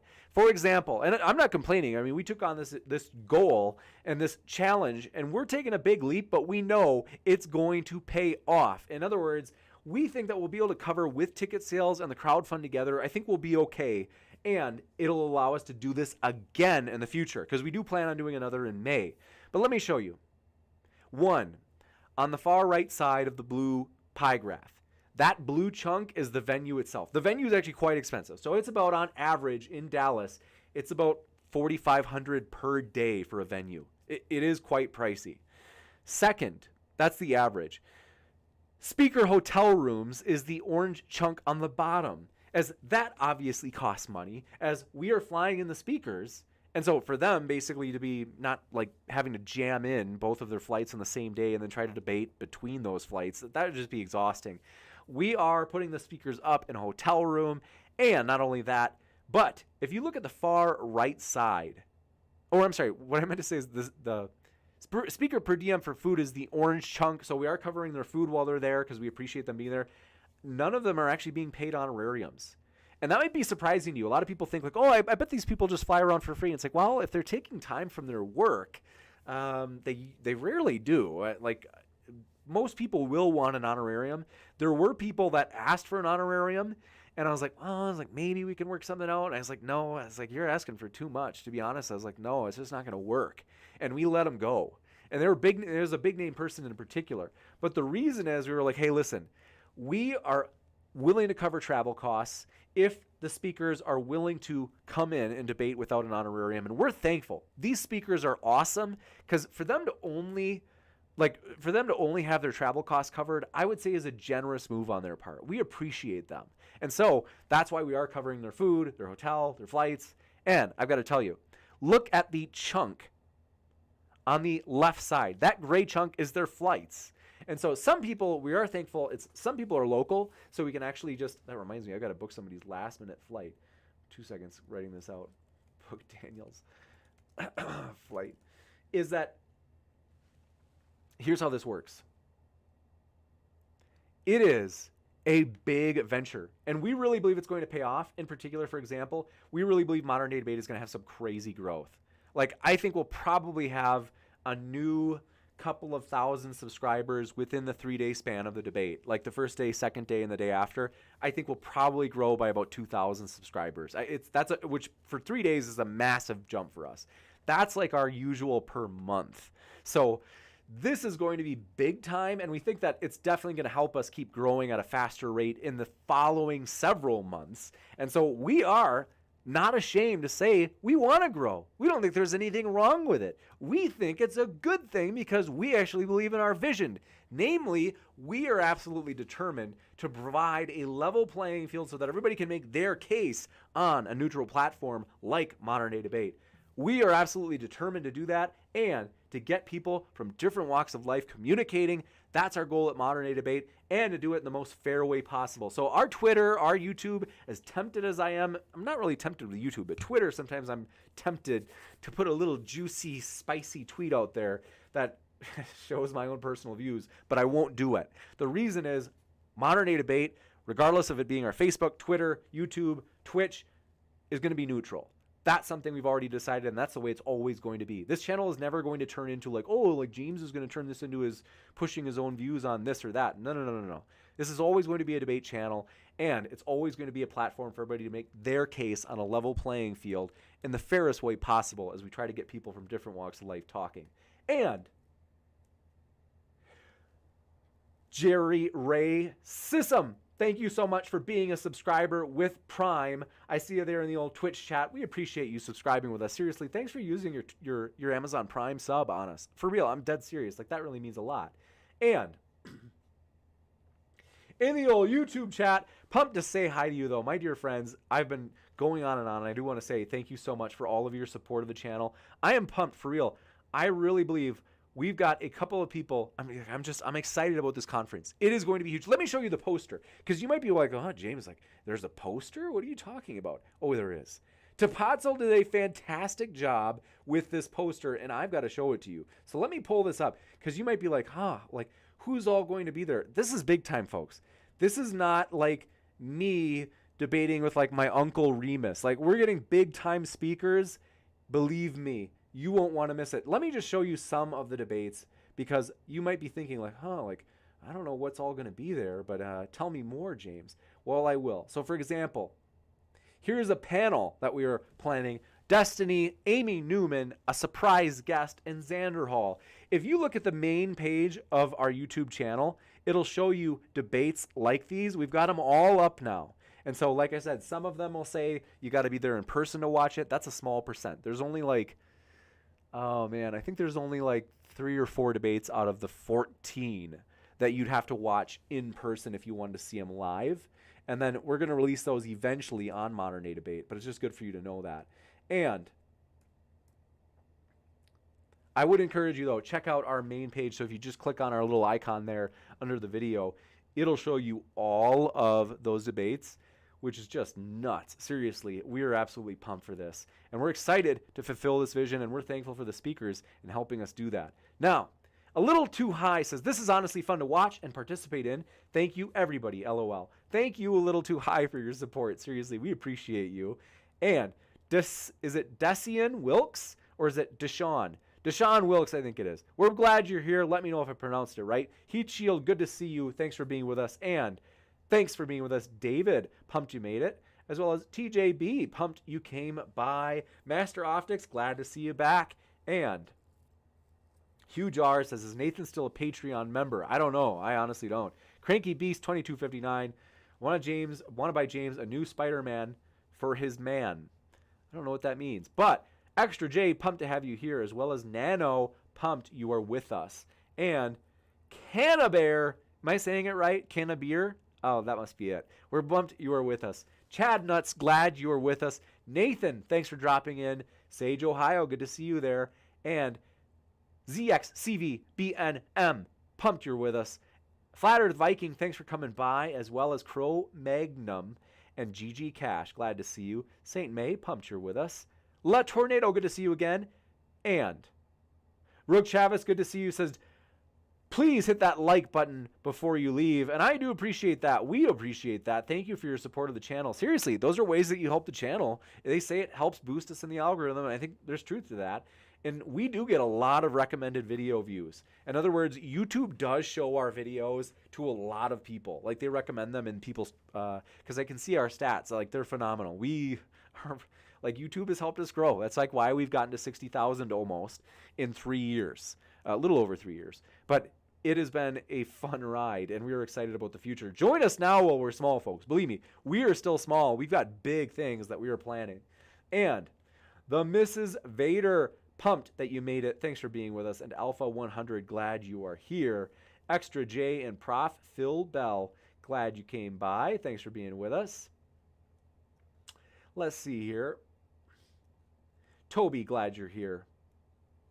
Rock E. Shepherd and Quantum D. Greaser, thanks for being with us. Pear D. Bear, glad you're with us. And Georgiev, thanks for being with us. Jerry Sissom, glad you're with us. And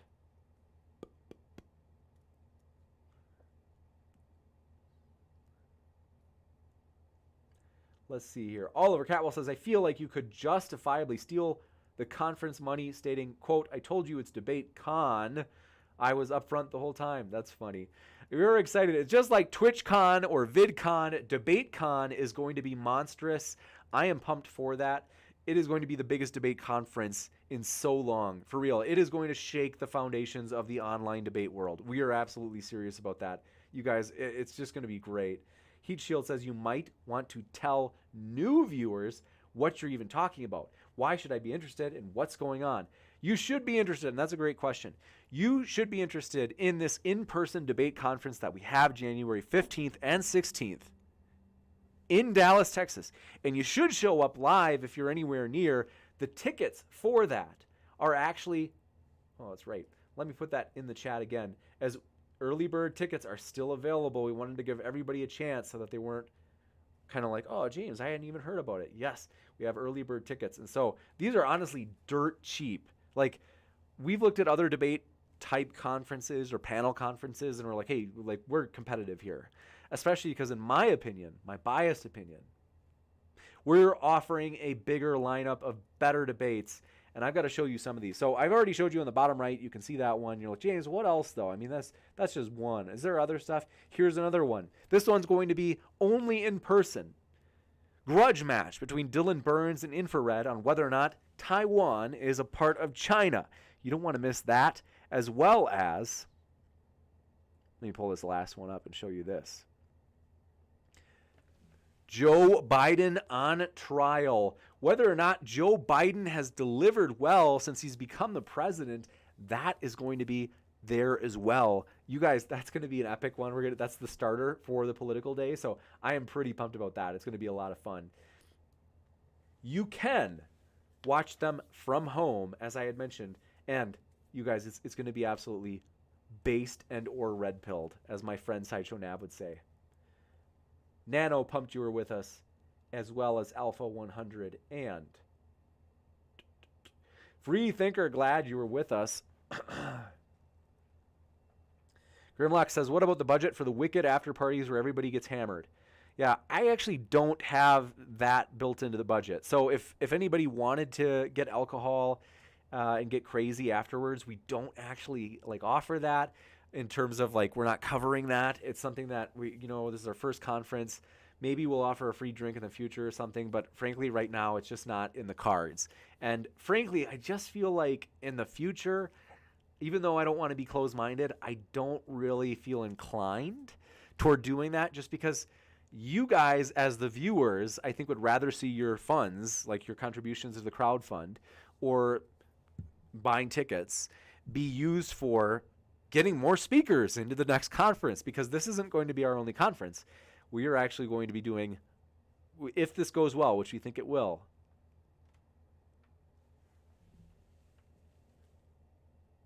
probably twice a year, and bigger than you can imagine. Seriously, it is going to be a lot of fun. I'm pumped about it, and you guys, seriously, you will be absolutely pumped about it as well. It's going to be great. So,